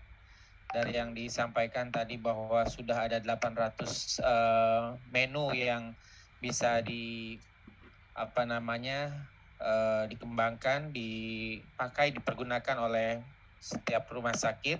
Dan kalau kita melihat selain dari kelengkapannya, tadi sudah juga disampaikan tentang kepegawaian sudah ada, tentang mutu sudah ada, inventory, bahkan juga inventory yang berasal dari hibah juga sudah ada, bridging dan lain-lain sudah ada. Bahkan kedalaman data setiap menu juga sudah sangat baik. Tadi kartu stok apotik sudah ada. Dan memang salah satu kendala yang tidak sederhana di rumah sakit, di apotik adalah updating kartu stok gitu ya. Jadi kalau tidak secara otomatis seperti ini pekerjaannya luar biasa hektik dan sering keteteran. Ini luar biasa sekali Mas Win. Baik, pada teman-teman kita buka termin pertama ya untuk tanya jawab dari teman-teman. Mungkin dipersilahkan kepada teman-teman untuk bertanya. Termin pertama saya buka 3 pertanyaan ya. Silakan, saya catat.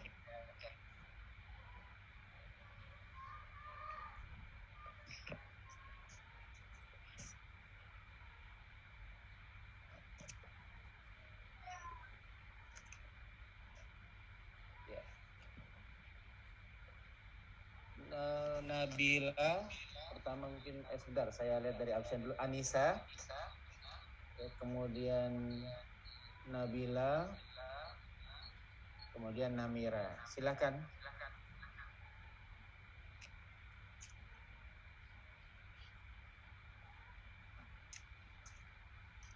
Dari saya dulu ya Pak, atau?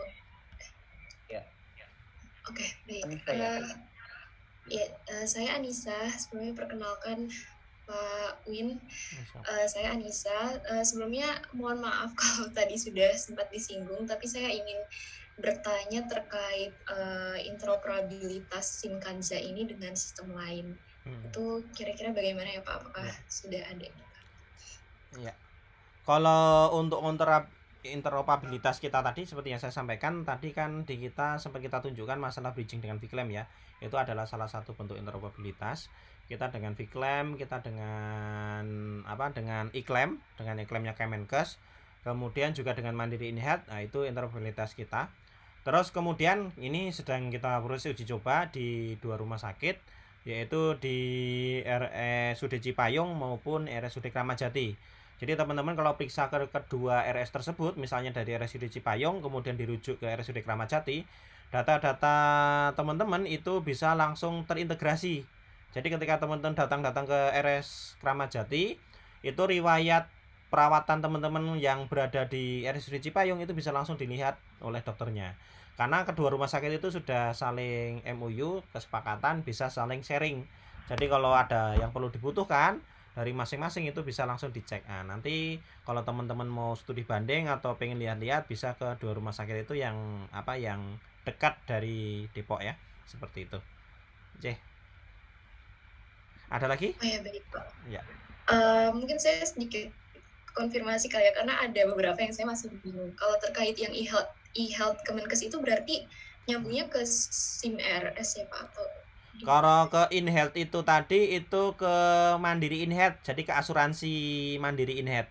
Jadi rumah sakit itu ketika ada pasien datang itu biasanya dia mengecek terlebih dahulu. Ya. Seperti BPJS juga sama. Jadi dicek dia bawa kartu ini aktif atau tidak. Jangan-jangan si pasiennya sudah tidak dibayar lama, sehingga kalau misalnya dilayani secara otomatis rumah sakit tidak akan dibayar oleh pihak terkait. Sehingga ketika pasien datang dicek kartunya aktif atau tidak, itu langsung dari SIM-RS dan langsung kelihatan, langsung tersambung ke servernya BPJS dengan menggunakan web service atau API ya. Jadi untuk interoperabilitasnya itu menggunakan API atau web service. Nah, begitu juga ketika nanti dia menerbitkan yang namanya SEP atau surat elektabilitas peserta. Jadi sebagai bukti bahwa pasien tersebut kartunya aktif, biasanya dicetak yang namanya SEP. Nah, SEP itu dicetak langsung dari SIM-RS, dan ini sama antara Mandiri Nihat dengan BPJS. Kalau Mandiri Nihat istilahnya SJP dia, seperti itu. Ya. Oh ya, baik. Terima kasih Pak. Ya, sama-sama. Siap-siap. Oke, lanjut. Silakan kepada berikutnya Nabila ya. Silakan Nabila. Ya, baik Pak, terima kasih. Sebelumnya mohon maaf saya belum bisa menyalakan kamera dan tadi saya ganti device. Saya Nabila Japramesti, izin bertanya Pak Budi.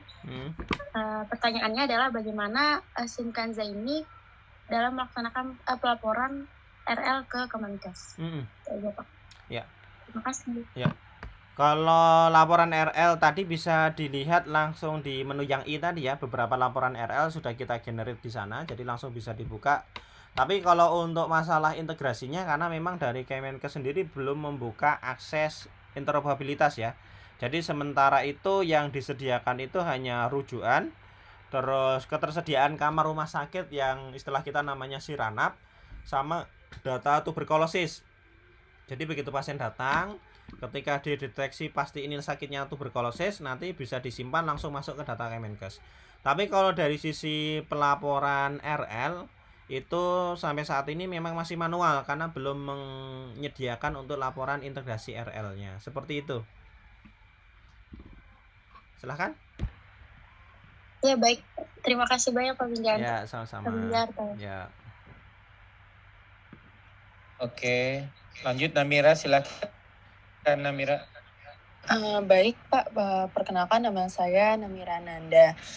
Mungkin saya ingin bertanya nih ke Pak Win, kalau untuk bahasa pemrograman yang digunakan oleh SIM Hanza ini itu biasanya menggunakan apa ya Pak? Dan apakah nanti itu mempengaruhi dengan spesifikasi hardware yang akan digunakan? Apakah mempunyai spesifikasi hardware tertentu agar bisa menggunakan SIM Kanza ini? Ya.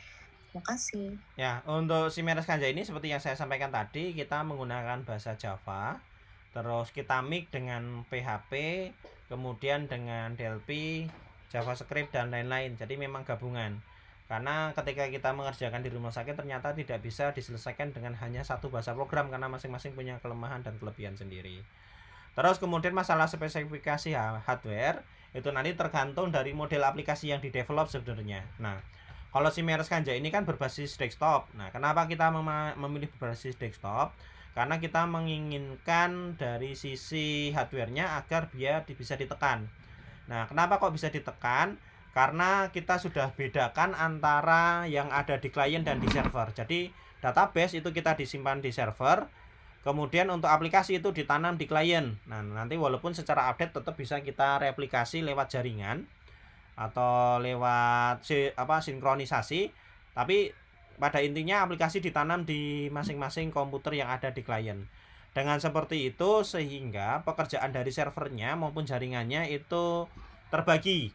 Jadi server hanya melayani request sama database saja, klien untuk sisi interface-nya.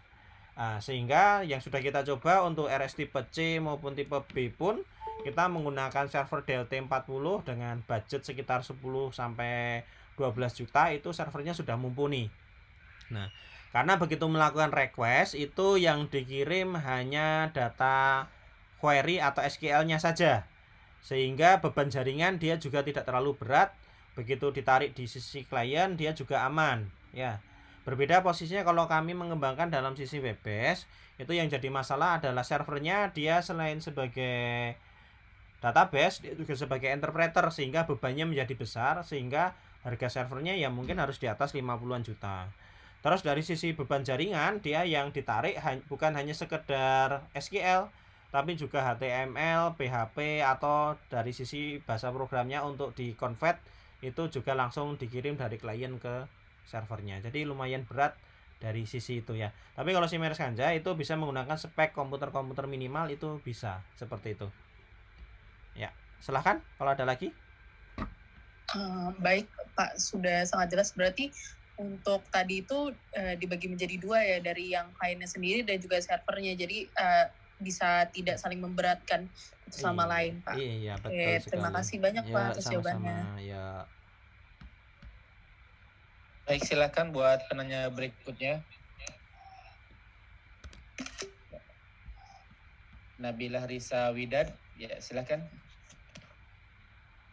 Baik, sebelumnya mohon maaf saya belum bisa on cam Bapak.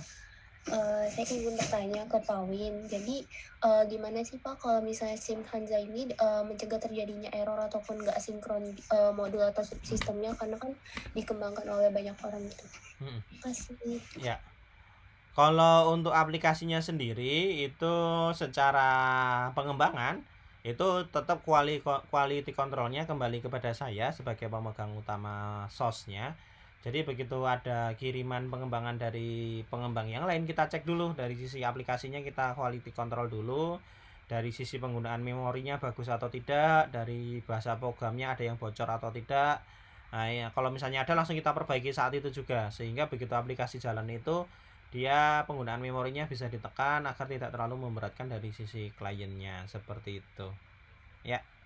Kemudian kita sediakan di istilah kita namanya kotak hitam. Jadi setiap kali menjalankan aplikasi, kalau memang ada permasalahan bug atau error, itu langsung kebaca di sana dan langsung bisa dikonfirmasi oleh usernya. Sebagai contoh, permasalahan itu tidak selalu pada sisi aplikasi, kadang dari sisi jaringan ataupun dari sisi server.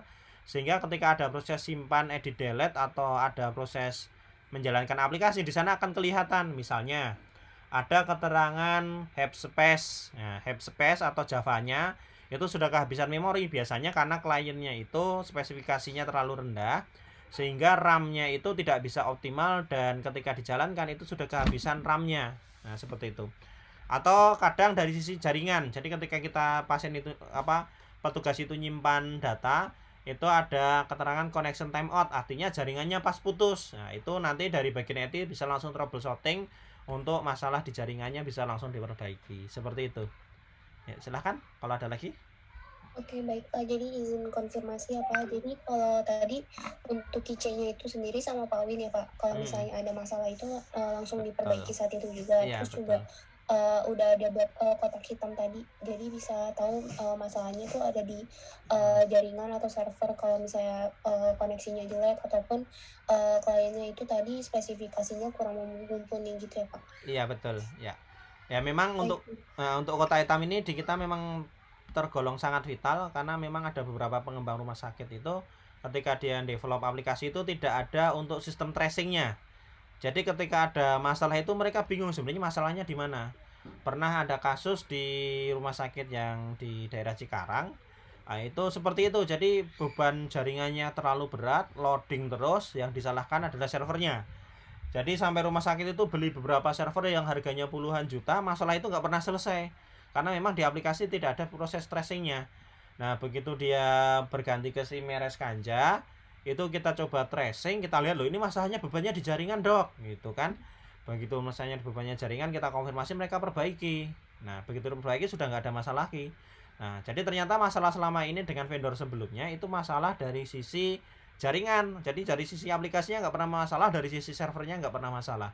Jadi rumah sakit sudah terlanjur beli server dengan nilai ratusan juta, itu tidak kepakai karena permasalahannya bukan dari sisi server ataupun dari sisi aplikasi, tetapi justru dari sisi jaringan. Nah, ini makanya di kita ada proses tracing atau istilahnya kotak hitam tadi untuk yang mengantisipasi seperti ini, seperti itu. Baik, terima kasih banyak ya Pak jawabannya. Ya, siap.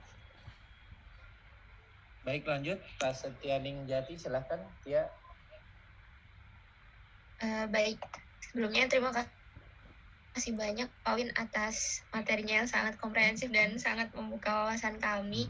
Tapi izin bertanya terkait dengan backup data dari SIM RS Kanza ini sendiri bagaimana ya Pak? Apakah setiap rumah sakit yang menggunakan itu punya backupan sendiri atau itu sudah terintegrasi di Kanzanya gitu? Ya. Kalau ini untuk backup itu lebih ke troubleshooting ya, untuk troubleshooting. Jadi sebenarnya kalau rumah sakit ketika menggunakan SIM RS, ini tidak hanya SIM RS Kanza tapi semua SIM RS itu ada yang namanya untuk downtime-nya itu dia sudah punya prosedur sendiri. Nah, di kita itu standar server itu ada 3, ada server utama yaitu server SIM RS yang langsung terhubung dipakai klien. Kemudian ada satu lagi namanya server backup. Server backup ini bisa dia sifatnya replikasi yang selisih waktunya paling cuma 1 detik, 2 detik atau bisa jadi nggak sampai 1 detik. Jadi begitu server A berubah datanya, di server B itu secara otomatis langsung berubah datanya. Nah, ada yang model seperti itu. Jadi begitu disimpan di server B dia langsung pindah. Atau dia modelnya backup per jam 12 malam atau jam 1 malam. Jadi tidak real time karena ini kan masalah beban jaringan dan juga masalah beban aplikasi ya. Jadi di servernya kalau dia langsung tiap hari backup juga mungkin agak terlalu berat. Makanya dibuat tiap jam 1 malam dia backup ke server cadangan. Kemudian database-nya langsung diimpor. Jadi ketika server utama rusak itu dia tinggal pindahkan ke server yang kedua, tinggal diganti IP dari servernya dan langsung bisa dijalankan kembali. Kemudian selain itu ada yang namanya server backup secara online. Jadi tetap pakai 2 server. Kalau server backup itu karena yang satu sifatnya online jadi pakainya 2 server. Yang server backup tadi itu sekalian digunakan untuk mengupload datanya ke server online. Biasanya kita menggunakan Google Drive atau Dropbox. Jadi begitu jam 12 malam itu datanya ke backup di server cadangan sekalian langsung diupload ke Google Drive atau ke Dropbox-nya. Sehingga ketika terjadi kasus seperti rumah sakit kebakaran, hardware-nya rusak, data yang sudah online itu bisa kita tarik kembali. Seperti itu. Baik, terima kasih banyak Pak, sangat jelas. Berarti memang ada beberapa metode yang bisa digunakan untuk backup data ini ya Pak, dan itu nggak cuma yang dan itu dilakukan secara online juga untuk mengantisipasi hal-hal yang di luar dugaan kayak kebakaran itu. Baik, terima kasih banyak Pak. Ya, yang seperti ini tadi nanti ketika teman-teman belajar di rumah sakit ketika sudah masuk dunia kerja itu dia sudah ada standarnya. Jadi memang sudah diatur dari sisi peraturan Permenkesnya juga sudah ada, dari standar akreditasinya juga ada. Jadi memang ada standar ketika mengalami downtime harus seperti apa. Makanya ada standar backup di sana seperti itu. Ya. Silahkan kalau ada lagi. Pak Irus ya, juga silakan Pak Irus. Terima kasih Pak. Saya mungkin mau bertanya sedikit Pak terkait dengan bisnis analis. Nah kira-kira kalau di SIM Kanza ini sendiri gimana sih peran bisnis analis di SIM Kanza ini sendiri? Mungkin itu aja. Terima kasih Pak. Kalau berbicara tentang bisnis analis itu nanti teorinya akan panjang ya, karena dimulai dari kita pencarian data. Jadi mungkin saya cari dulu untuk ini ya, saya ada atau enggak ya, cuma soalnya di tutorial di link download tadi sebenarnya sudah disediakan, cuma saya lupa sudah saya share atau belum. Karena untuk bisnis analis ini kan dimulai dari kita mengumpulkan data. Dari mengumpulkan data nanti akan diekstrak menjadi normalisasi bentuk 1, 2, dan 3. Kemudian ada yang namanya proses relasional data tabel, database, kemudian sampai nanti pembuatan desain input maupun output aplikasi, baru nanti ke proses developnya. Cuma mungkin kalau ada bisa saya share dulu nanti. Saya ceknya dulu ya, takutnya saya lupa naruhnya. Nah ya, itu nanti soalnya masuk ke pembuatan diagram atau diagram alir data dan lain-lain. Sebenarnya untuk tutorialnya sendiri itu sudah saya buatkan dan juga sudah dibuat menjadi sebuah buku sebenarnya. Jadi kalau teman-teman cari buku nanti bisa cari pengenalan dasar analisa perancangan. Nah ini sebentar saya share dulu ya. Share. Nah ini nanti dari penerbit Tim Jakarta itu ada buku yang namanya pengenalan dasar perancangan desain ya. Nah ini sebenarnya pola desainnya ini mirip seperti ini, hanya saja ini saya buat menjadi lebih kecil untuk teman-teman di jurusan RMIK maupun di jurusan informasi kesehatan ya. Ya, dari mana kita melakukannya? Ya, seperti biasa, nanti dari pengumpulan datanya, terus kemudian baru nanti dari sisi, nah ini normalisasi data ya, perancangannya dari ambil data, kemudian nanti dinormalisasikan, kemudian baru nanti ada proses pembuatan desainnya. Ya, ini desain relasinya. Terus kemudian selanjutnya ke pembuatan kamus data. Jadi sudah dibuatkan relasi, baru dibuatkan kamus data.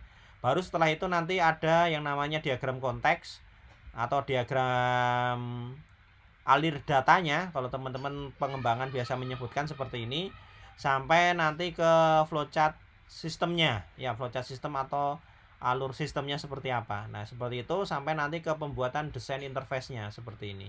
Baru nanti begitu sudah selesai dibuatkan perancangan. Nah, terus kemudian metodenya menggunakan apa? Untuk metode pengembangannya itu nanti ada banyak. Kebutuhan di kita menggunakan waterfall ya. Jadi datanya dikumpulkan, nanti dievaluasi kembali, di-share ke user. Nah, prosesnya berlanjut seperti itu terus. Nanti ada dasar teorinya. Nanti untuk teman-teman bisa langsung download ke Google Drive.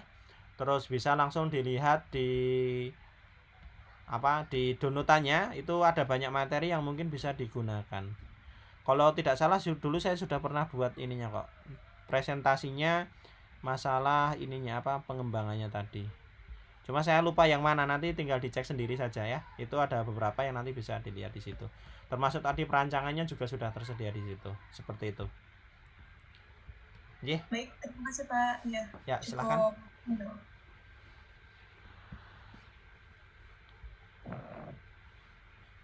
Baik, silakan mungkin buat teman-teman masih ada waktu untuk bertanya. Silakan, penanya berikutnya masih ada. Silakan Raisen.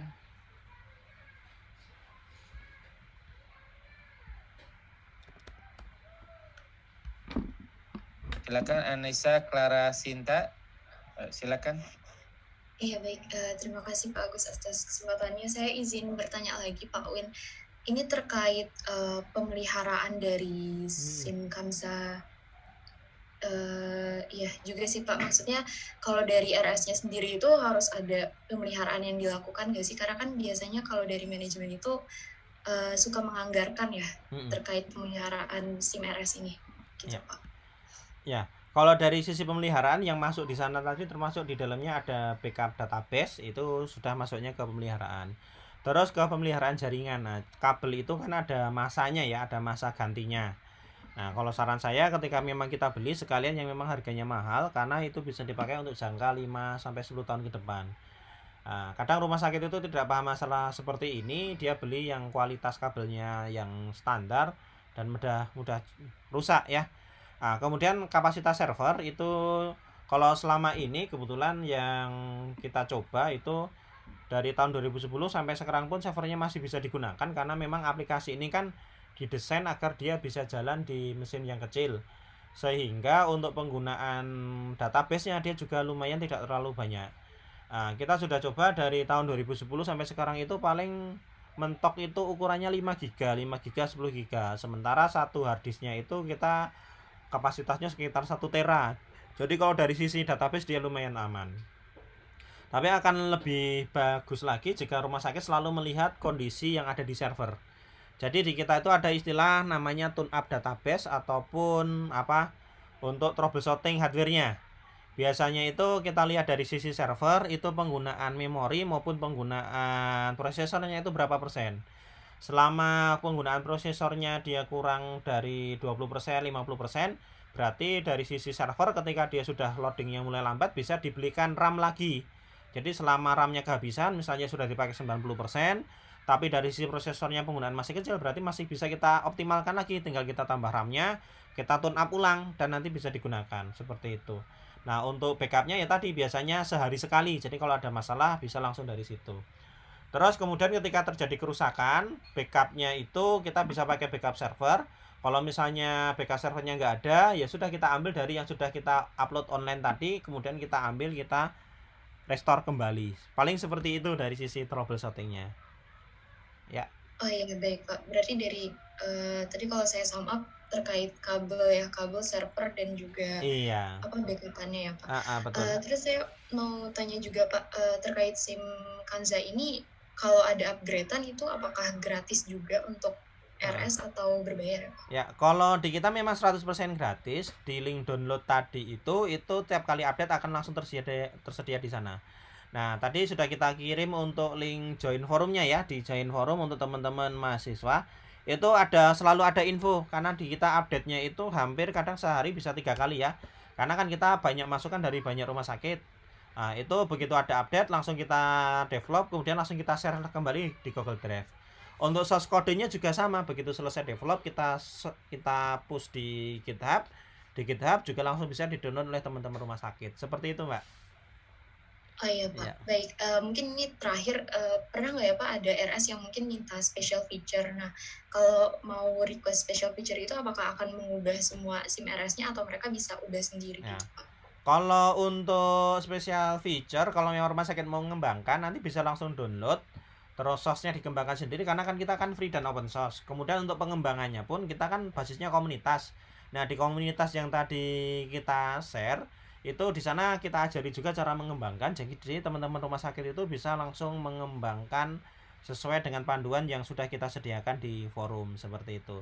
Kalau special request memang tiap rumah sakit pasti ada permintaan. Nah, permintaan-permintaan itu nanti yang akan kita kembangkan, kita masukkan di rilis update berikutnya. Jadi karena ini sifatnya open source ya, dan dia sifatnya gratis, jadi semua masukan itu akan kita kembangkan menjadi versi terakhir. Jadi semakin banyak yang pakai, semakin banyak permintaan, maka akan semakin banyak juga fitur yang ada di SIM RS Kanza, seperti itu. Ya, baik Pak, terima kasih banyak atas jawabannya. Ya, sudah siap. jelas. Ya. Baik, barusan ada Tasya ya. Tasya tadi sempat raise hand. Tasya gimana Tasya? Ada yang mau ditanyakan Tasya Sabila? Masih boleh Pak? Boleh. Oh ya baik. Perkenalkan Pak Win, saya Tasya Sabila.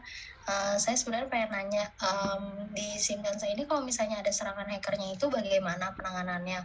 Terus tadi tuh saya sempat lihat ada beberapa akses kayak misalnya ke registrasi, lalu ada ke farmasi, lalu ada yang untuk pembiayaan dan pembayaran segala macam. Itu berarti kan banyak pihak yang berbeda yang mengakses SIM Kanza ini ya.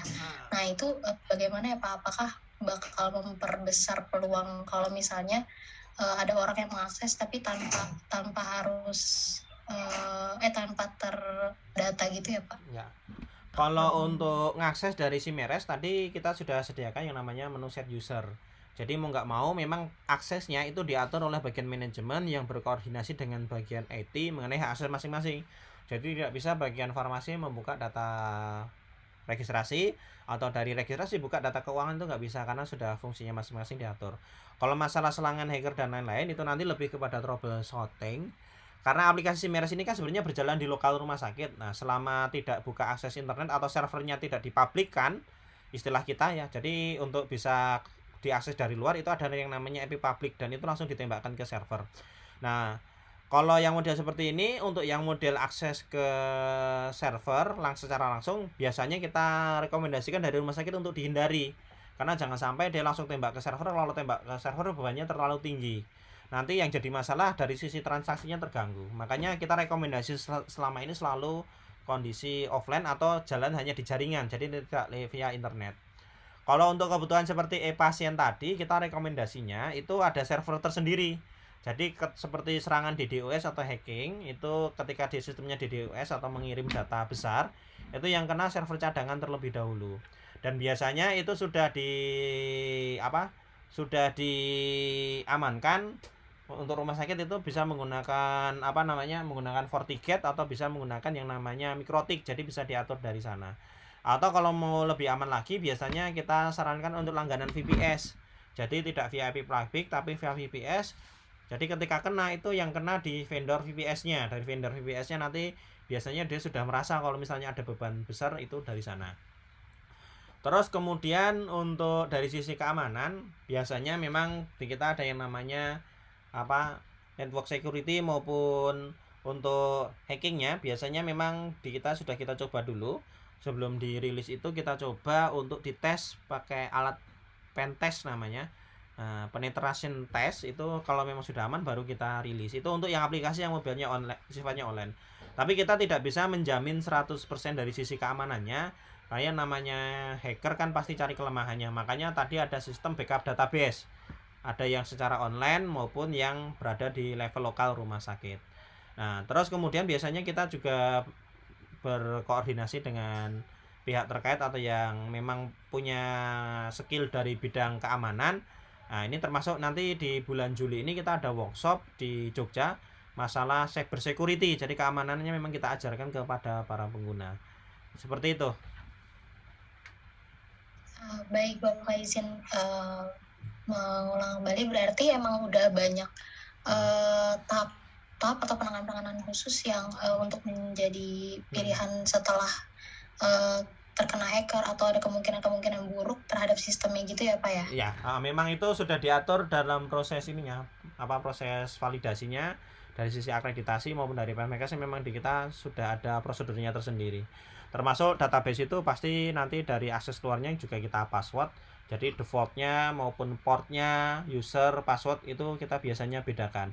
Terus dari kalau database ada yang namanya user privilege. User privilege-nya itu untuk akses dari luar paling hanya beberapa tabel yang memang bisa di-open, misalnya dari sisi data select tarifnya. Jadi kalau dia bisa masuk, itu pun sementara hanya selesai dari level untuk lihat data saja.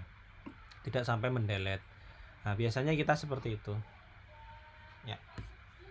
Bapak, terima kasih banyak Bapak, penjelasannya sudah sangat jelas dan juga menyeluruh dari ke pertanyaan saya. Terima kasih Pak Win, terima kasih Pak Agus atas kesempatannya. Siap. Baik. Teman-teman, sebenarnya sesi kuliah kita sampai 8.40, namun saya sampaikan kesempatan kita bertemu dengan Mas Win ini kesempatan yang sangat langka. Ini alhamdulillah beliau bisa hadir bersama kita. Biasanya beliau keliling Indonesia, ada di mana-mana, kadang sedang ada di luar kota, sedang memproses banyak rumah sakit. Jadi mungkin saya mohon izin kita mungkin extend sampai jam 9, membuka kesempatan kepada teman-teman yang masih penasaran, ingin menggali ke Mas Win. Mungkin dipersilakan kepada teman-teman. Silakan, ada lagi yang mau ditanyakan?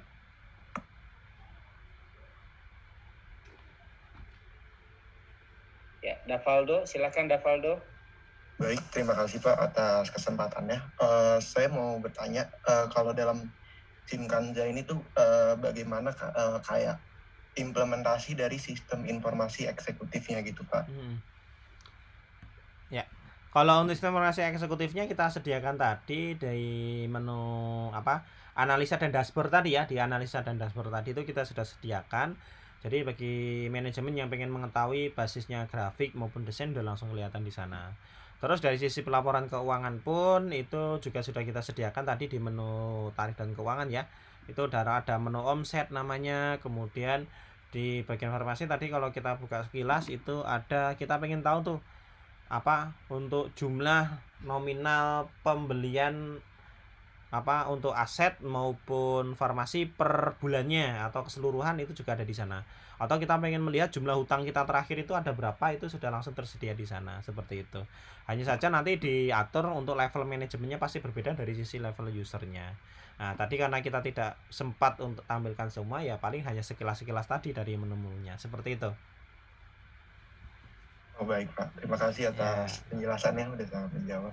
Jadi siap. Udah ada data yang tersedia ya Pak? Iya, sudah ada. Yang tadi yang langsung jadi grafik-grafik tadi itu bisa langsung di-generate seperti itu. Termasuk laporan-laporan K3 itu tadi kan kita sediakan juga dari sisi seperti itunya. Ya. Baik, terima kasih Pak.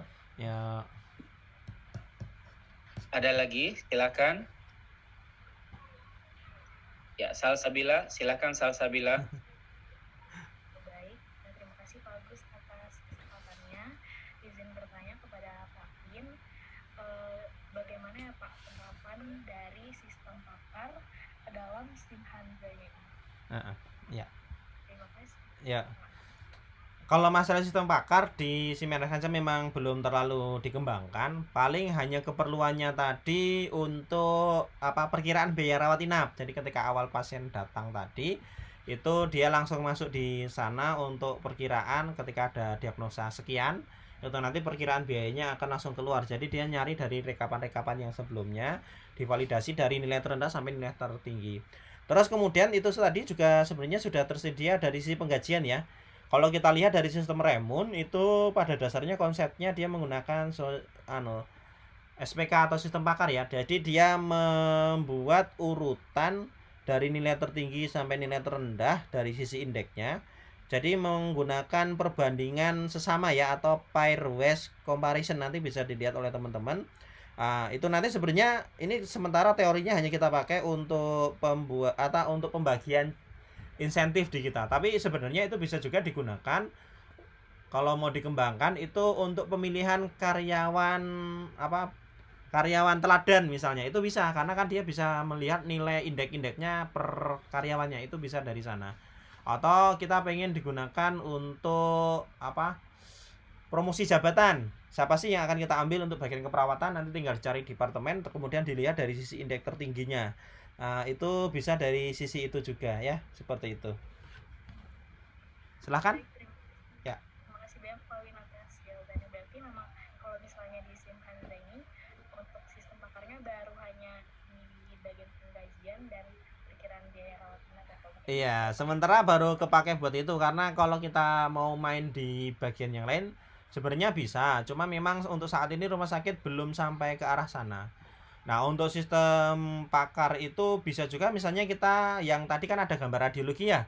Gambar radiologi itu bisa saja kita buatkan tool semacam tool. Itu dari gambar dekomnya itu kita masukkan di mesin AI-nya atau artificial intelligence. Itu nanti dia bisa langsung dari gambar dekom dirubah menjadi gambar abu-abu. Dari gambar abu-abu akan langsung nanti diekstrak, dicari misalnya untuk untuk kanker ya. Jadi dari gambar itu dia akan menyeleksi sendiri bagian mana yang terkena kanker, itu bisa. Tapi untuk saat ini memang belum digunakan di rumah sakit. Jadi se-Indonesia belum ada yang menggunakan itu. Atau misalnya untuk hasil laboratorium yang sifatnya tadi untuk gambaran darah tepi, atau misalnya untuk melihat gambar darah yang masuk terus kemudian kita masukkan ke mesin AI-nya atau artificial intelligence. Terus dari gambar itu akan di-scan. Jadi dia akan membedakan warna darah yang utuh sama warna darah yang dia terkena malaria atau yang lain, itu bisa. Jadi deteksi nanti. Jadi dari gambar darah itu akan kelihatan berapa sih jumlah darah yang diambil, sel darah merahnya, kemudian yang rusak kena malaria berapa, itu bisa langsung deteksi dari sana. Tapi sampai saat ini memang untuk rumah sakit ke arah sana belum sampai kepikiran. Jadi masalahnya baru dibahas dari sisi transaksi database maupun dari transaksi bisnis proses rumah sakit. Tapi kalau mengarah ke AI-nya atau mengarah ke sistem pakar atau sistem pendukung keputusannya sampai saat ini baru kepake paling dari sisi penggajian sama dari sisi perkiraan biaya saja. Paling seperti itu. Terima kasih banyak Pak Win atas penjelasannya. Iya. Baik, apakah masih ada lagi? Silakan mungkin satu atau dua penanya lagi.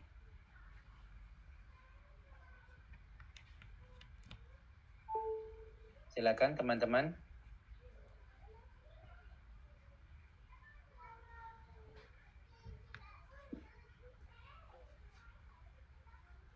Ya, sepertinya sudah semuanya disampaikan Pak Win. Ini hal-hal yang menjadi keingintahuan dari teman-teman. Nah, selanjutnya mungkin bisa disampaikan closing statement atau mungkin hal-hal yang menutup perkuliahan pada kesempatan malam ini. Mungkin dipersilakan kepada Pak Win 3 atau 4 atau 5 menit ke depan, dipersilakan. Siap ya. Alhamdulillah ya teman-teman, untuk materinya mungkin sudah selesai. Untuk forumnya tadi sudah kita sediakan di Telegram. Itu memang menjadi tempat bagi kami untuk rumah sakit itu untuk menilai teman-teman semua. Karena kami di rumah sakit itu kebanyakan kadang masih bingung ketika kita merekrut karyawan, itu kadang harus mengajari dari awal. Nah, ini alhamdulillah dari Universitas Indonesia ini materinya sudah mulai dimasukkan di sana. Kebetulan kita juga kerjasama dengan beberapa perguruan tinggi Pak Agus. Jadi memang ada beberapa perguruan tinggi seperti Universitas Aisyah Surakarta, kita bekerja sama. Kemarin memang ada MOU di sana. Ya salah satunya ya kita masukkan materi itu dari sisi proses bisnis rumah sakitnya, itu kita masukkan ke sana. Kemudian dosen-dosennya juga kita latih. Jadi di bagian laborat itu memang ada laboratorium Simeres yang memang mereka langsung transfer knowledge ke teman-teman mahasiswa semua. Terus kemudian kedepannya mungkin akan dilakukan sertifikasi bagi teman-teman di level perguruan tinggi, sehingga dengan sertifikasi itu ketika teman-teman mau melamar itu bisa menggunakan sertifikat tersebut yang di sana sudah ada bukti bahwa teman-teman bisa menggunakan Simeres Kanja seperti itu. Nah, nanti bagi teman-teman yang sudah gabung di forum, aktif saja di sana, ada masalah apa langsung ditanyakan. Itu ada juga beberapa mahasiswa yang kebetulan saat ini sudah nyambil di rumah sakit karena memang ada kedekatan kita dengan mereka, kita lihat memang orangnya bagus, kemudian kita rekomendasikan ke rumah sakit untuk membantu di rumah sakit. Jadi memang sambil kuliah mereka juga bekerja di rumah sakit, walaupun secara gaji memang tidak bisa digaji secara full karena sifatnya baru masih freelance. Jadi selama kuliah ya kuliah, pas tidak kuliah ya mereka pergi ke rumah sakit untuk membantu di rumah sakit. Nah, kebetulan di kita ada seperti itu ya. Nanti silahkan aktif saja, siapa tahu karena di situ tadi juga tersedia dari teman-teman rumah sakit yang memang dia sudah praktek di sana, dia juga lihat kan kalau dia mau nyari atau lulusan yang memang bagus, yaitu mereka bisa langsung lihat di situ. Mungkin dari saya itu yang bisa saya sampaikan. Terima kasih atas waktunya. Assalamualaikum warahmatullahi wabarakatuh.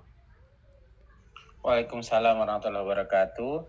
Terima kasih Mas Win paparannya. Mungkin kalau boleh satu pertanyaan saja mungkin saya mau sampaikan. Ini teman-teman kan backgroundnya tidak berbackground IT atau komputer begitu. Jika teman-teman di sini berminat untuk pendalaman seperti ada kan Dokter Salim ya yang juga backgroundnya dokter tapi bisa menjadi bagian dari pengembang gitu.